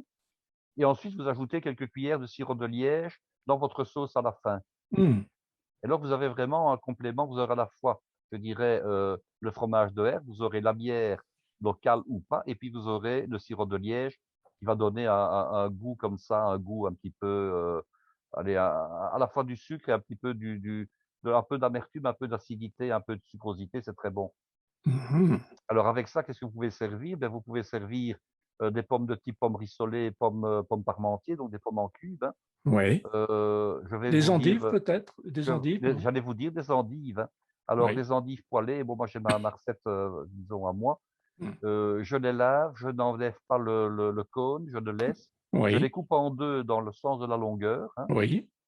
Je les mets dans une casserole en une seule couche ou dans une poêle. Je mouille à peu près à hauteur d'eau et j'ajoute 1 ou 2 gousses d'ail selon la quantité Ah et oui. un cube de bouillon de volaille.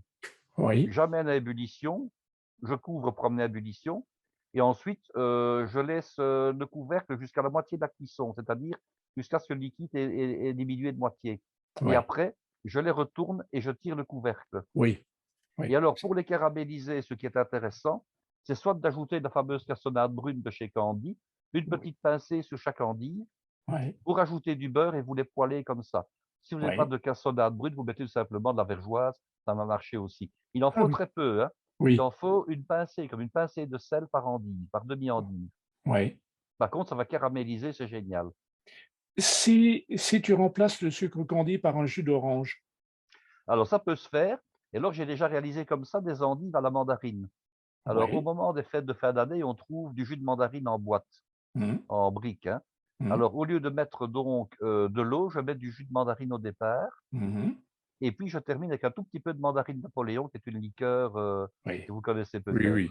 Oui, oui. Absolument. Ouais. Alors si on veut encore parfaire plus les choses, on ajoute, une julienne de zeste d'orange ou de zeste de mandarine qu'on a blanchi et Ah qu'on a oui. légèrement caramélisé. Alors là, ce sont des endives royales cette fois-là, hein. Ah oui.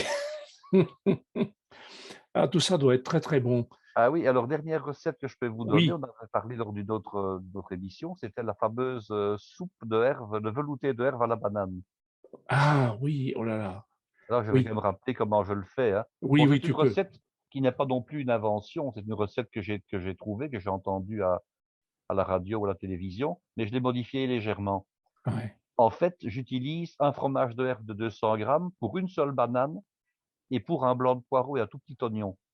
Ah oui, Alors j'émince le poireau, j'émince l'oignon, poireau uniquement le blanc, hein, donc un blanc de poireau. d'accord. Bon voilà, ça y est, Guy, excuse-moi. Si Non, il tu y a veux pas de bien, mal, il y a pas de si mal, il tu y a veux pas de bien mal. reprendre la recette.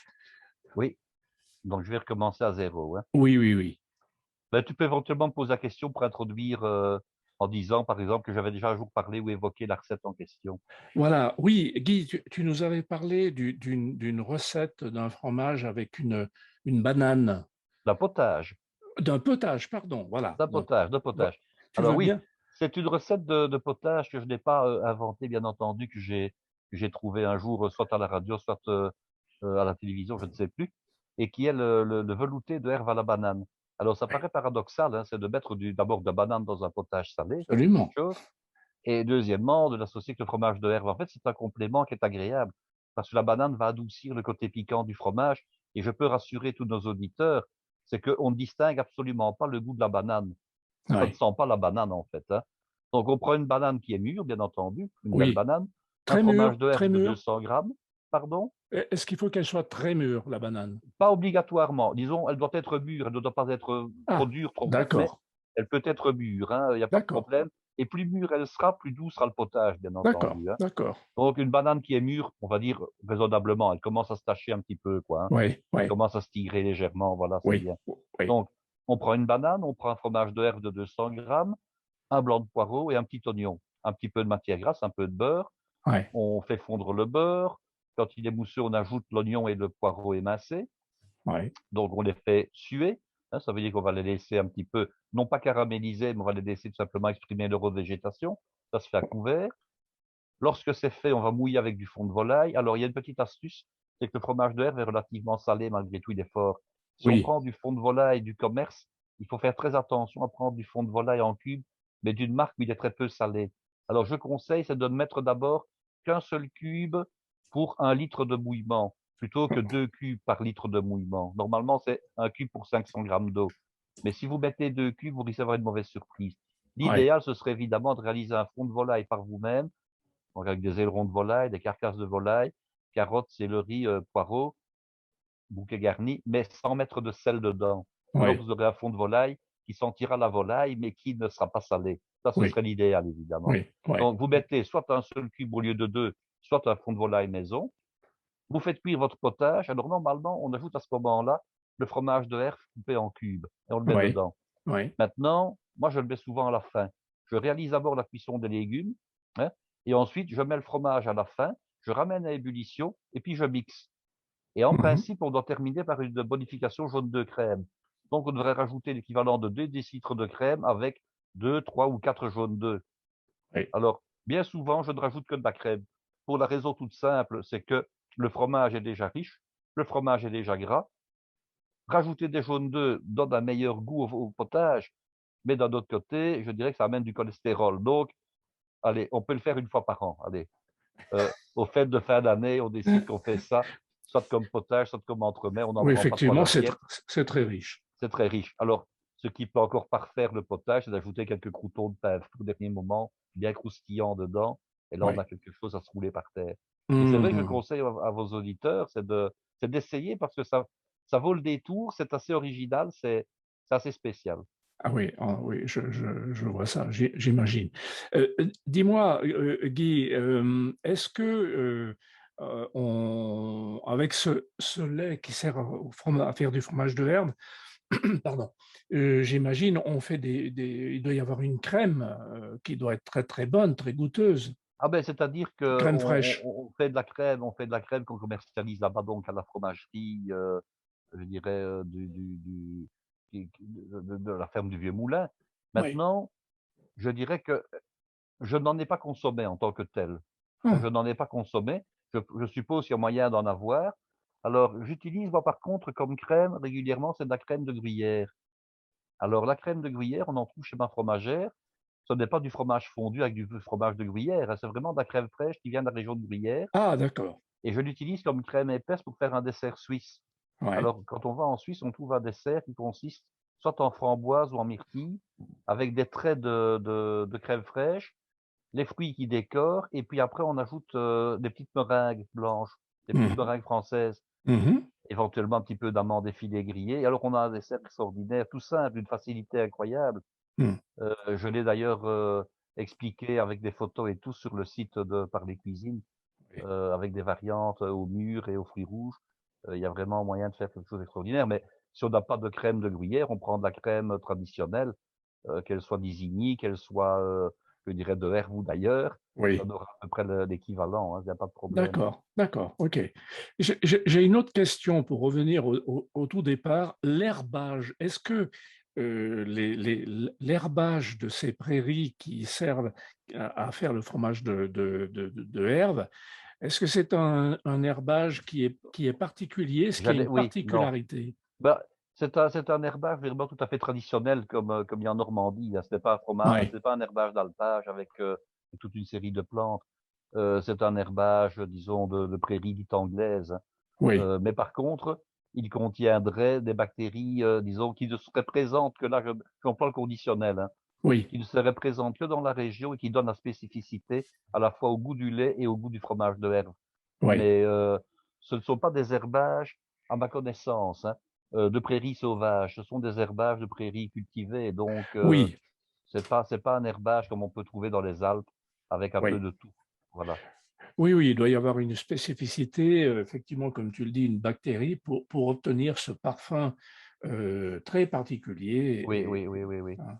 Et alors, selon qu'on achète, parce que j'étais toujours étonné quand j'étais plus jeune, pour moi, le fromage de Herve, c'est un fromage qu'on appelle fromage puant en réalité, hein. Et un fromage assez spécifique. Et Ouais. puis, j'ai un fromager, qui est un maître fromager de Belgique, il m'a dit, vous savez, qui dit, vous avez déjà goûté le fromage de Madame Hansen? Ben, je dis non, ça ne me dit rien. Ben, écoutez, c'est celui-là que je vais vous faire goûter. Et quand j'ai eu ce fromage-là en bouche, c'était de la crème, c'était du vin, en fait. Et Ah alors, oui, et c'est la même chose pour le maroilles, hein. J'ai déjà mangé du maroilles, on va dire ordinaire, et du maroilles fermier d'une ferme où je m'étais rendu pour la visiter. C'était le jour et la nuit, en fait, hein. C'est la différence Ah, qu'il y a entre une trottinette et une Rolls-Royce, hein, ou bien oui, oui, oui, voilà, oui. c'était Oui. pas la même chose. On a Ah oui. affaire à quelque chose qui est extrêmement doux en bouche, qui est crémeux, qui est suave et l'odeur quand on le mange, ben oui, elle est toujours un petit peu présente, mais elle n'est pas prégnante, Oui. elle ne domine pas. On c'est le goût du fromage qui est en bouche et rien d'autre, en fait. D'accord. C'est un petit peu comme le Brillat Savarin sur le plan de la présentation et de ce qu'on a Mais en le Brillat bouche. Savarin est un fromage tout à fait différent, hein. Le Brillat Savarin, c'est un fromage à pâte molle croûte fleurie, hein. Ici, on a affaire à une croûte lavée, hein. Oui, Donc la couleur est différente et le oui, goût, l'odeur est tout à fait différente. Pourtant, le absolument. Brillat Savarin, c'est un fromage extraordinaire que j'aime beaucoup, hein. Ouais, ouais, ouais. Moi, j'aime bien à la fois le Brillat Savarin, le Chaource, l'Explorateur, ce sont des fromages géniaux, hein. Oui, oui, oui, Ils sont oui. tous les 3 dans la même famille d'ailleurs, hein. Ils Oh, sont ouais, ouais. alors il y a maintenant un autre fromage qui est le Délice de Bourgogne, hein, qui y ressemble très fort, hein. Et je Ah, pense que le Brillat Savarin et les délices de Bourgogne sont produits dans la même laiterie. Il y a 2 laiteries, il y en a une en Normandie et une plus à l'est ah et je oui, pense que c'est la même laiterie qui produit les 2. oui, oui. Pour en revenir au fromage de herbe doux au lait bio, est-ce que tu penses que les prairies sont vraiment traitées de manière différente? En Euh, tout cas, normalement, ça doit être le cas oui, légalement, parce hein. qu'il y a un cahier des Il y a charges. un cahier des charges. Ouais, Quand c'est bio, bon, on ne peut pas mettre je dirais d'intrants, je ouais, dirais chimiques. On doit éventuellement mettre, je dirais du fumier ou du purin naturel pour amender le sol, mais pas oui, de ouais. sur les Mhm. prairies d'ailleurs, on ne met pas de fumier, on met du purin éventuellement, hein. Oui, oui, Mais on ne met pas de fumier. Mais alors ça doit être, de nouveau, heu, un purin qui provient de vaches qui soient elles-mêmes élevées entièrement de manière biologique. absolument, absolument. Je veux parler du beurre, là, je vois le beurre doux ou salé. Est-ce que ce beurre qui m'a l'air un peu blanc, je vois qu'il a l'air un peu Oui, blanc, oui. est-ce qu'il a aussi un parfum particulier? Oui, il a et bon, moi je trouve quand même qu'on distingue 2 types de beurre, hein. Il y a le beurre fermier qui sent, je dirais, parfois un peu la ferme, mais de manière agréable quand il est bien fait. Et puis il Oui, y a le beurre industriel qui lui, en fait, est un beurre désodorisé généralement, hein. oui, Parce qu'il y a quand même le oui, paradoxe suivant. Alors je ne sais pas si c'est le cas au pays de Herve, mais je suis bien placé pour savoir que parfois en hiver, on donne des pulpes de betterave aux vaches. oui. Alors je ne sais pas si vous connaissez ça dans votre région, je ne pense pas. Non, Ça donne un goût atroce au beurre. oui, Ça donne un goût d'une puissance, mais d'une puissance désagréable au beurre. oui, oui, Alors, pour le savoir, bon, il y a des fermes qui mettent, ce genre d'ensilage-là à leurs bêtes et quand le beurre est produit, eh ben, il a ce goût désagréable de beurre extrêmement puissant, mais vraiment, c'est vraiment trop fort. Or, le beurre de laiterie n'a jamais ce goût-là. Pourtant, les fermes qui produisent du lait en hiver donnent certains types d'ensilage, dont l'ensilage à base de pulpe de betterave. oui, Comment se fait-il qu'on ne retrouve pas ce goût désagréable dans le beurre de laiterie? Tout simplement parce que la crème a été désodorisée, hein. oui, Alors, les beurs fermiers authentiques, soit ils évitent de donner de l'ensilage à base de betterave à leurs bêtes, soit ils donnent des ensilages qui n'ont pas d'aspect, je dirais, négatif sur la fabrication ultérieure du beurre. Alors, oui, il y a en Belgique une appellation d'origine protégée pour le beurre, c'est le beurre d'Ardenne. Alors, le oui, beurre d'Ardenne, on va dire que c'est un beurre de bas alpage. Alors bon, il n'y a pas de montagne en Belgique, évidemment, mais on considère quelquefois, d'un point de vue, je dirais, biologique, que l'Ardenne est une forme d'alpage, en fait. Ce sont des prairies, disons, d'altitude très moyenne, hein, ah mais oui. comment dirais-je, bon, on est que dans les quelques centaines de mètres d'altitude, on Oui, n'est mais pas, pour le mais pays, on dit que c'est en altitude. ben, on va dire que c'est en altitude, étant donné que c'est, disons, sur le sommet de la partie la plus haute de Belgique, du Oui, moins, en tout oui, cas, sur une partie, la plus haute de Belgique.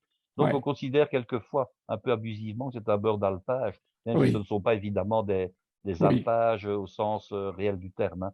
oui, Et alors oui, c'est une appellation d'origine protégée parce que, pour réaliser ce beurre-là, qui peut être un beurre à la fois laitier et fermier, il faut que le lait provienne exclusivement de la région d'Ardenne, en fait. oh, ouais, Il y a ouais, quelques laiteries comme ça qui sont installées là-bas, et qui produisent donc, ce beurre, disons, avec appellation d'origine protégée, qui est un beurre qui sent encore le beurre, on va dire, traditionnel, en fait. ouais. Qui sent encore le beurre naturel, contrairement au beurre de laiterie. Et Guy, j'ai une autre question. Je vois que à Herve, on produit aussi d'autres fromages comme le bleu des moignes, Tout à fait. le bout de fagne, je vois ça, Le bout de fagne, voilà, oui. bouquet des moines, délice des moines, bon, le Oui, rémoudou, tu nous en as parlé, le trou de sautet, oui. Alors tous ces fromages-là, ce sont des fromages qui sont apparentés aux herves. Ils ont une forme d'accord, différente, en fait. Ce sont souvent ouais, des fromages qui sont de forme cylindrique, plus ou moins plate, plus ou moins élevée. Je parle ah, pour le trou de sautet, je parle pour le bout de fagne, et cetera.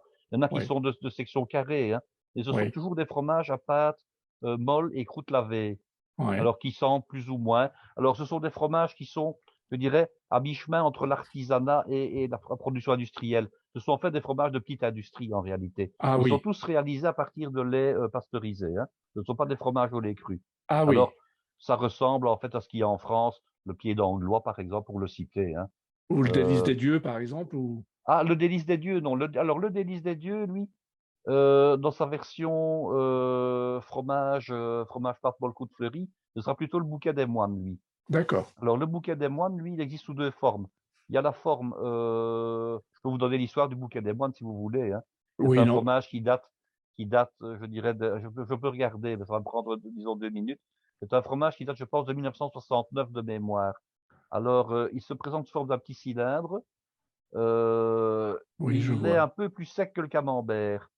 Il d'accord, a, disons, une pâte molle croûte fleurie, mais il est un tout petit peu plus sec que le camembert. Il est actuellement produit par, Air Société et alors il y a un petit peu, allez, un peu plus tard, il y a peut-être, 15-20 ans maintenant, sa variante en bleu, hein. Donc ouais, lui est toujours un fromage à pâte molle croûte fleurie, mais il est veiné, il est marqué de bleu à l'intérieur et il ouais, va ressembler un petit peu à un fromage industriel qui est très connu, qui vient d'Allemagne, qui est le Cambozola. d'accord, je connais pas, oui, Non? Ben, non, on d'accord, on est peut-être un peu moins protectionniste en Belgique qu'en France pour les fromages, donc on a oui, des fromages qui viennent d'un peu partout sans oui. problème dans toutes les grandes surfaces. Oui, non, mais c'est ça le problème en France, c'est qu'on ne connaît pas vraiment les fromages qui sont fabriqués en dehors de Ah notre non, non, non, territoire tout à fait. national, hein. Ça, Ah c'est nous, on est on a les fromages anglais, on a les fromages danois, les fromages allemands, les fromages espagnols, les fromages italiens, on a vraiment tout ici, hein, bon, c'est une chance quand les même, hein. Français évidemment, bien entendu, mais Oui, oui, oui, oui. Non, mais là, on pêche, hein. Nous, les Français, on pêche. C'est un péché d'orgueil, hein. Ça, c'est pour ça que je trouvais intéressant, lorsqu'on en a parlé il y a déjà des mois, que tu nous parles, hein, avec passion des fromages belges. et alors autre production dont je voulais vous parler peut-être un Oui, jour, je pense est-ce que j'ai déjà parlé du fromage de Bruxelles? Je ne m'en rappelle pas. non, non, Non. tu l'as Mais le peut-être fromage évoqué, mais Oui, je l'ai évoqué, hein. Le fromage de Bruxelles, en fait, il est actuellement produit par Air Société, ce qui est un petit peu paradoxal. À l'origine, il était produit exclusivement dans la région de Bruxelles. Parce qu'il faut ouais, savoir que la région de Bruxelles est une région agricole, une région herbagère et agricole, hein. Et ouais, principalement ce qu'on appelle le Pajottenland, qui est la région qui se trouve au sud-ouest de Bruxelles, et qui déborde un petit peu sur Bruxelles capitale. Alors, ce fromage de Bruxelles était réalisé à partir de fromages frais, issus de lait écrémé, mais qui étaient mis à maturer pendant plusieurs semaines dans des sacs de jute, dans des halloirs. ouais, Et alors, ce fromage, c'était en fait une espèce de boulette, mais qui aurait été extrêmement affinée. Et alors, il se couvrait d'une espèce de gel, un gel, disons, jaune à beige clair, mhm, extrêmement odorant. Alors, c'est un fromage qui avait la caractéristique d'être très, très, très, très, très salé. Il pouvait mmh, contenir dans les formes maximales jusqu'à 10 de sel, ce qui est extraordinaire, bon hein. sang, Ah oui, bon sang. Bon, généralement, il se limitait plutôt à 5, hein, ouais. mais certains allaient jusqu'à 10. Alors, autant dire que ce fromage de Bruxelles, papa était féru parce qu'il est originaire de la région, donc la région où on le produisait. Quand j'avais 6, 7 ans, ce qui fait quand même pas mal de temps maintenant, il achetait un fromage de Bruxelles qu'on vendait à l'époque dans les magasins dans un petit papier spécial, allez, papier blanc comme on emballe le beurre, hein, Oui, oui, oui, traditionnellement. oui, oui, oui. On sentait le fromage dans toute la pièce, hein, parce que le fromage de Herve à côté, c'était rien du tout, hein. Ah non, le fromage de Herve à côté, c'était rien. Le fromage de Bruxelles, c'est extraordinaire. Et alors le dernier fro alors c'était un fromage qui était rarement réalisé de manière fermière. Il était réalisé par des petites laiteries, villageoises, en fait. Il y avait énormément de petites laiteries comme ça, qui collectaient le lait parce que les fermes à l'époque, c'était pas des fermes avec 200 vaches, hein. C'était des Ouais, fermes avec, allez, 5 vaches, 10 vaches, 12 vaches, ouais. une ferme de 20 vaches, c'était une très grosse ferme à l'époque. Je parle Oui, de oui, oui. il y a 50, 60 ans et plus, hein. Ouais. Donc les petites laiteries de village collectaient le lait dans les fermes avoisinantes et elle réalisait plusieurs types de fromages. Elle réalisait toute une série de fromages, dont le fameux fromage de Bruxelles. Mmh. Et alors le fromage de Bruxelles, donc on le vendait sous forme de petites boulettes dans des paquets et à un moment donné, les artisans ont mis la clé sous le paillasson, ils ont été retraités, les enfants n'ont pas repris et la dernière, disons, a cessé il y a 20-25 ans. Par contre, je dirais le brevet, si on peut employer l'expression brevet, a Ouais. été racheté par Air Société Ah! et c'est Air Société qui produit maintenant de manière, on va dire, non plus artisanale, mais semi-industrielle, qui Ouais, produit encore le fromage de Bruxelles.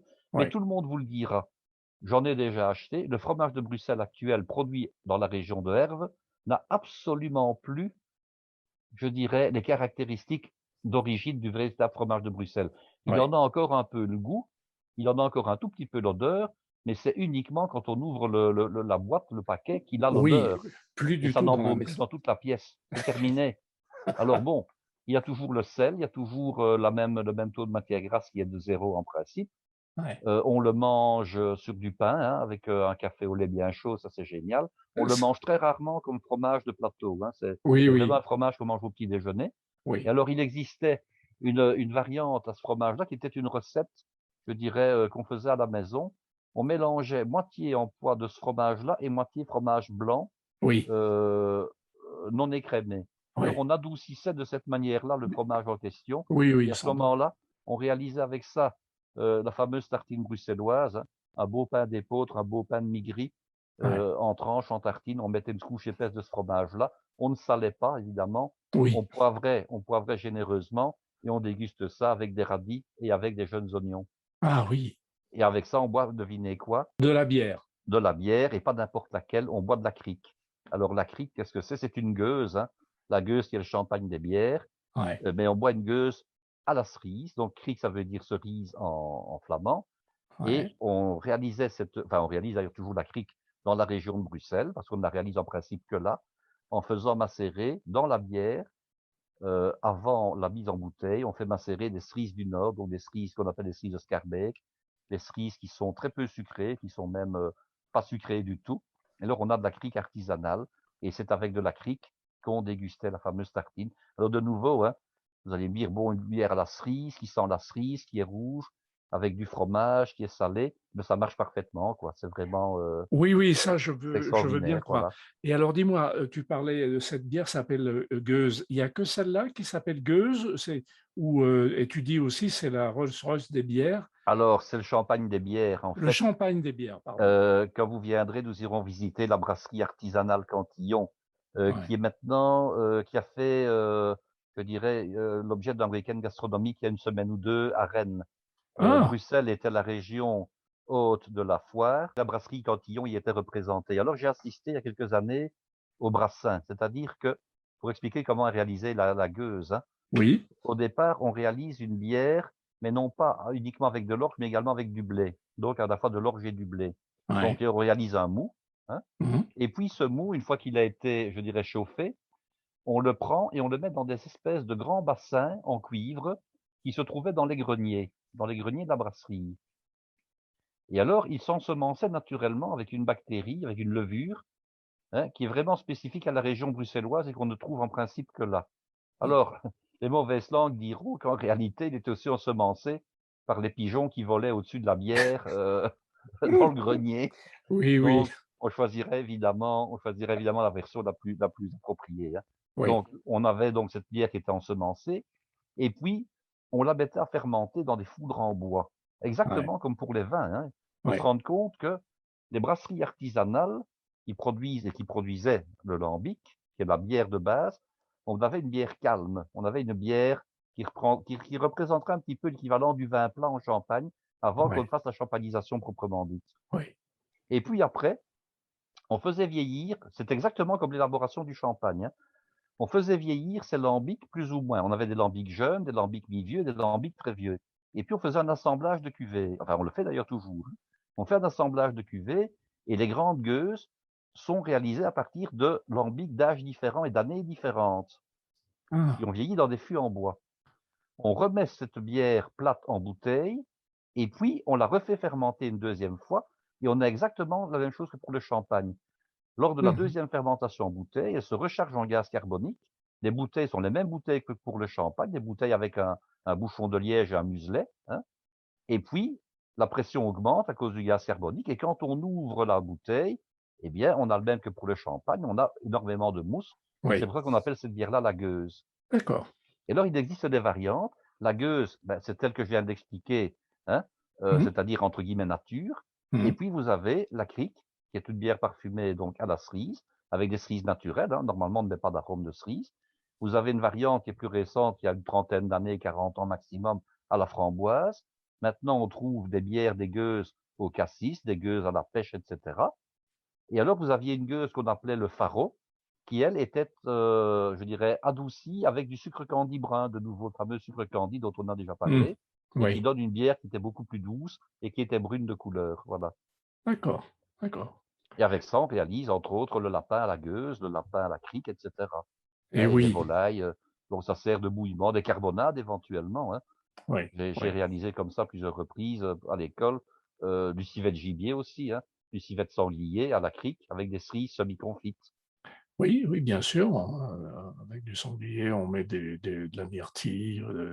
Oui, voilà, tout Oui, ça. tout à fait. Oui, oui, oui. Eh bien, que de belles choses et bonnes choses à se mettre sous la dent, Oui, tout à fait. hein. C'est À extraordinaire. signaler aussi que la crique et la gueuse, il y a une très, très grande différence entre les criques et les gueuses artisanales et les criques et les gueuses, industrielles. Mhm. Entre autres, il y a la gueuse et la crique Bellevue, il y a la Lindemans, et cetera. Ce sont soit de très grosses brasseries dans le cas de Bellevue, ce sont des brasseries plus petites dans le cas de Lindemans, mais vous avez par exemple la brasserie Drie-Fonteinen, donc Trois Fontaines en français à Beersel. Ils ont un café-restaurant qui est extrêmement couru. Et là, on Mhm. peut acheter des gueuses millésimées, par exemple, et qui coûtent très Ah, cher, hein. ah Donc, oui, quand vous achetez une gueuse qui a 15 ans, qui a 20 ans, vous payez pas le même prix qu'une gueuse qui est faite dans l'année, bien évidemment, hein. sûr, bien On peut sûr. visiter leurs installations, hein, sur demande. On Ouais. peut visiter leur cave avec les foudres où vieillit le lambic, hein. Mais Mhm. alors, on est évidemment très surpris parce que entre la gueuse du commerce qui est très fruitée, qui est très, très légère, qui est un peu acidulée mais sucrée, et les gueuses authentiques, de Mhm. nouveau, c'est le jour et la nuit. Alors quand ils font Ouais. leur brassin, il y a des gens qui viennent de New York, il y a des gens qui viennent du Japon, qui viennent voir, 1 ou 2 fois par an le brassin qui est réalisé, et quand on déguste la gueuse chez Cantillon, qui est la dernière brasserie, je dirais, allez, authentiquement artisanale, qui travaille vraiment à l'ancienne, et qui est le musée de la bière à Bruxelles, le musée de la gueuse, on est surpris et pas toujours en bien parce qu'on ne s'attend pas à ça. C'est Ah un petit oui, peu comme si, comment dirais-je, on comparait un vin blanc sec avec un sauterne. Ce oui, qu'on boit actuellement dans le cas des gueuses, je dirais artisanales, bon, ce n'est pas du sauterne évidemment, mais oui, on a quelque chose de très agréable en bouche, de très, oui, très fruité, très léger. Et oui, puis quand on boit une gueuse qui a, je dirais, été élaborée de manière tout à fait artisanale, et on tombe de haut parce que c'est acide, c'est éventuellement amer. Et oui. traditionnellement, la gueuse, on la servait un petit peu comme on sert l'absinthe. Ah oui, C'est-à-dire on mettait un morceau de sucre dedans de manière à l'adoucir. Et c'est oui. comme ça qu'il y a une boisson qui est très, très typique, c'est la gueuse grenadine en Belgique. Hmm. Alors, on mettait donc de la grenadine dans le fond du verre et on versait la gueuse dessus de manière à ce qu'elle soit adoucie par la grenadine, le sirop de grenadine, parce que Oui, la gueuse à l'origine était extrêmement acide et un peu amère. oui. D'accord. Tout à l'heure, on parlait du maroilles.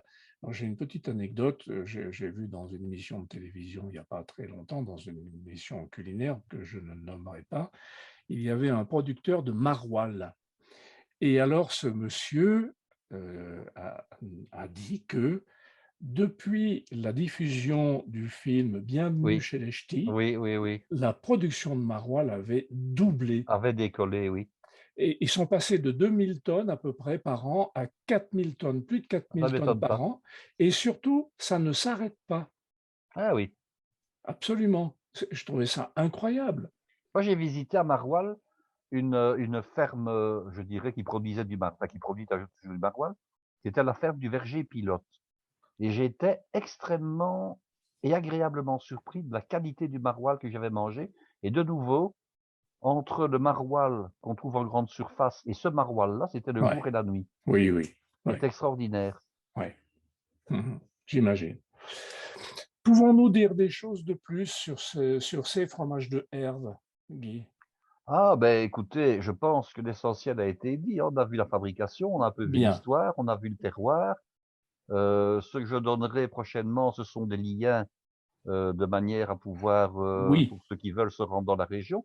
Je oui. dirais également que c'est une région où on peut sans aucun problème passer, 1 jour ou 2. Elle se trouve vraiment à proximité de Liège. Alors qu'est-ce qu'on peut visiter d'autre? Beh, il y a entre autres, ce qui a été le plus grand fort ou un des plus grands forts de la Seconde Guerre mondiale et qui était un des forts, des 12 forts qui entouraient la ville de Liège et Mmh. qui malheureusement a été pris par les Allemands, je dirais, au début de la guerre de 40-45. Donc ça, c'est vraiment là-bas tout près. Je Ouais. dirais également qu'à Hervemais, pas qu'à pardon, pas à Herve à Verviers, qui est la ville qui se trouve au sud de la région. Il y a un pâtissier chez qui je suis allé, dimanche dernier, qui est, Darcy, qui est un maître pâtissier en Belgique. C'est un monsieur qui est relativement jeune, mais qui fabrique encore le chocolat lui-même, hein. Il faut Mmh. savoir que la ville de Verviers, comptait jusqu'à quasiment 200 fabriques de chocolat à une époque. C'était énorme, hein. Et ah oui, c'est énorme. Ah oui, c'était énorme. Bon, maintenant, il n'y en a plus qu'1 ou 2, dont lui, en fait, qui fabrique à partir des cabosses, enfin des graines de cacao, Oui, il fabrique encore lui-même, le chocolat. ouais. Il a une pâtisserie je dirais, on peut visiter à la fois le musée du chocolat qui se trouve chez lui, mais également et qui est très bien fait d'ailleurs, hein, qui retrace toute l'histoire du chocolat depuis, sa découverte, par les Aztèques jusqu'à nos jours. Donc il produit toute une série de produits à base de chocolat, des pralines, des barres chocolatées et cetera. Mais il y a également, une pâtisserie dans laquelle on peut déguster à la fois des glaces. C'était lui qui a popularisé le macaron en Belgique, en fait, le Ah, macaron parisien, hein. oui, C'est lui qui l'a vraiment mis au goût du jour. On le connaissait, mais ce n'était pas un dessert très très en vogue. Il l'a oui. véritablement popularisé et alors si vous allez un jour chez lui, je conseille de déguster la tarte au riz, hein. Ça, c'est vraiment, La tarte au la riz? tarte au riz, elle est extraordinaire. Quand j'y suis allé, il Ah, y en avait plus, mais bon, ouais. elle se mange soit, à la découpe, soit, on l'achète en entière tout simplement. La tarte au riz est particulièrement populaire en Belgique, hein, mais la tarte au riz de Verviers, de nouveau, c'est le jour et la nuit avec parfois d'autres tartes au riz.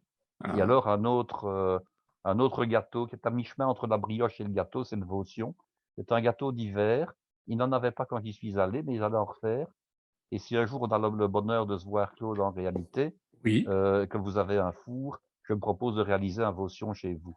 Ah oui, grand plaisir. Alors, je vais quand même peut-être donner la recette si je ne l'avais pas donnée lors d'une autre émission. Je ne crois On pas. réalise une pâte briochée, donc une pâte qu'on appelle chez nous une pâte à tarte, hein.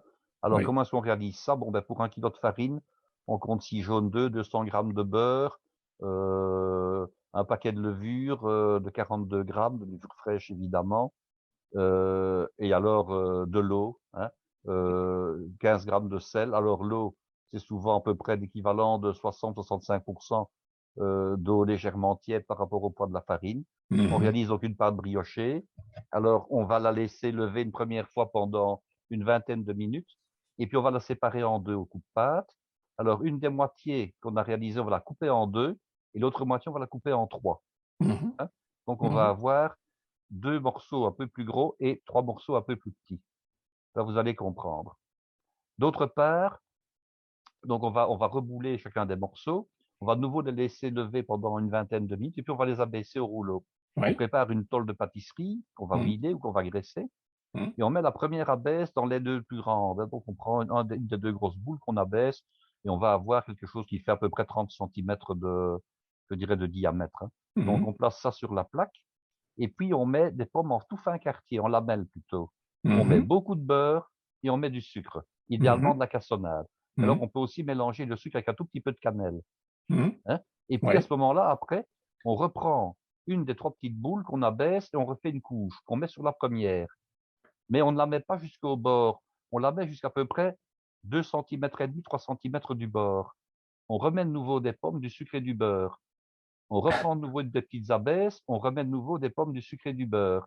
Donc on utilise les 3 petites abaisses Je avec des pommes, du sucre et du beurre et puis on abaisse la dernière boule, la dernière des ah bah, 2 grosses boules oui, et on recouvre au-dessus, hein, oui, et on pince, on met un petit peu de dorure pour que ça colle et on oui. pince et on festonne je dirais les Oui, 2 couvertures, celle du bas et oui, celle du haut. oui, Alors on va dorer tout ça et on saupoudre avec du sucre impalpable ou du sucre S0, ouais, hein. On fait lever et puis on enfourne, je dirais, à 120, pas 120, à 180, entre 180 et 200 degrés et on oui, cuit. On cuit pendant à peu près 45-50 minutes, histoire que ça soit cuit à cœur oui, oui, et puis on sort du four, ça peut se manger chaud, tiède ou froid et oui. c'est une tuerie. Ça aussi, c'est très riche. Ah oui, oui, c'est très riche et c'est très bon. Bien sûr, Oui, ça doit être très bon. à ne pas conseiller aux diabétiques évidemment, Oui, hein. Ou alors il faut remplacer le sucre par autre chose, par un substitut. Mais ah ça, c'est ouais, vraiment une des spécialités traditionnelles de Verviers. Généralement, les pâtissiers ne le réalisent que sur commande parce que ce n'est plus oui, très populaire. Bon, oui, maintenant, les gens mangent des petites mousses au citron, des mousses au fruits de la oui, passion, oui, des oui, choses pareilles. Mais ça, oui, on c'est mange. vraiment un dessert traditionnel et quand on va chez Darcy, justement, eh bien, il en fait généralement un par jour et Ah on oui, peut le commander en quartier. ah oui, On mange une portion comme ça, c'est génial. oui, oui. Une petite portion, après, t'as plus faim, quoi. Ça dépend de la taille de la portion. Oui. Mais c'est vrai, c'est vrai. Ah, eh bien, écoute, Guy, merci beaucoup pour nous avoir parlé de Du ces pays de Herve, fromages, hein. du pays de Herve et de ces fromages, de nous avoir mis à la bouche, de nous avoir instruits sur la région, l'histoire, l'économie de cette région.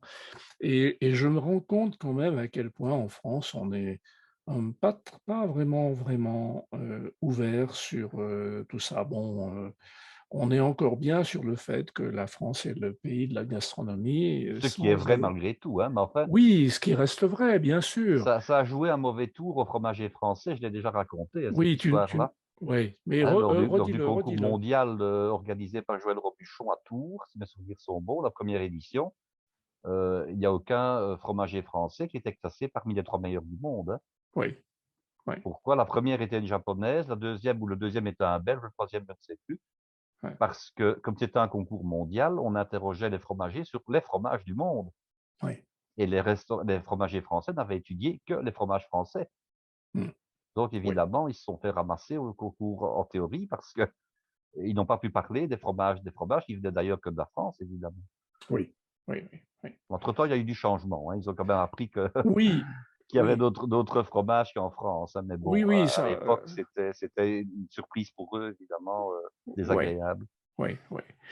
Mais j'en parlais avec, parce que parfois je demande à mon fromager sur le marché, je lui dis: «Est-ce que vous avez tel fromage? Est-ce que vous avez tel fromage?» Il Oui. dit: «Ben non, non, parce que bon, ce sont des fromages qui ne sont pas connus et Eh donc oui, je ne voilà. pourrais pas les vendre». Je dis: «Mais pourquoi est-ce que vous feriez pas, des thèmes de fromage, Oui, oui, oui, oui, oui, oui.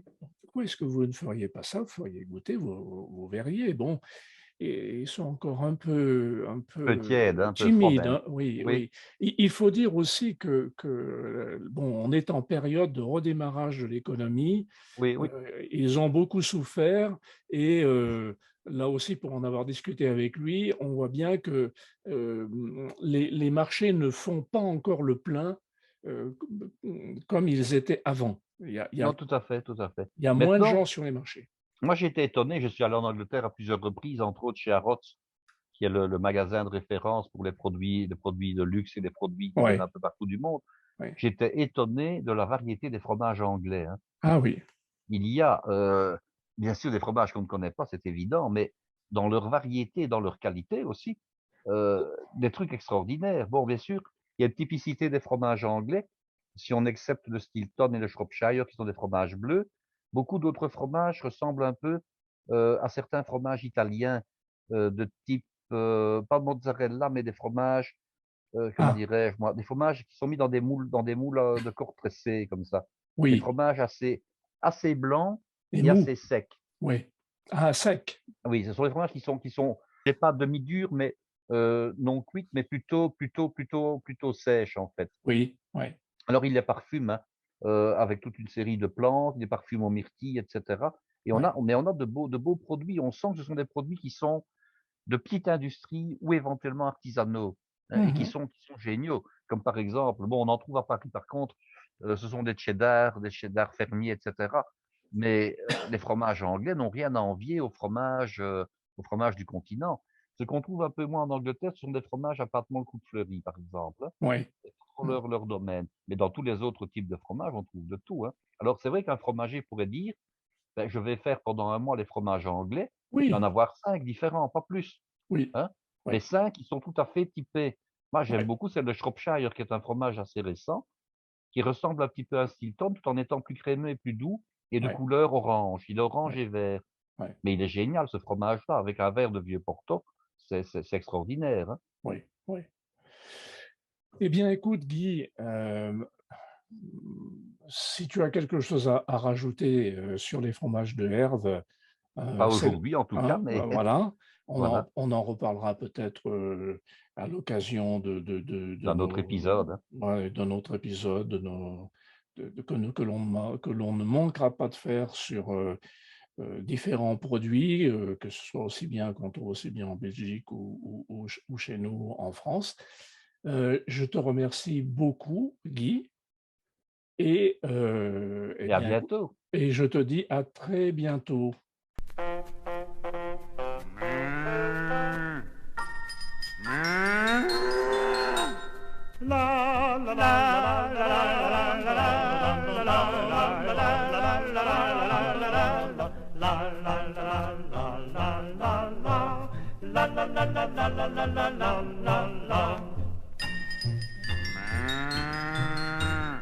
Ah, mesdames, voilà du bon fromage, celui qui l'a fait, il est de son village. Voilà du bon fromage au lait, il est du pays de celui qui l'a fait. Celui qui l'a fait, il est de son village. Ah, mesdames, voilà du bon fromage, voilà du bon fromage au lait. Il est du pays de celui qui l'a fait. La la la la la la la la la la.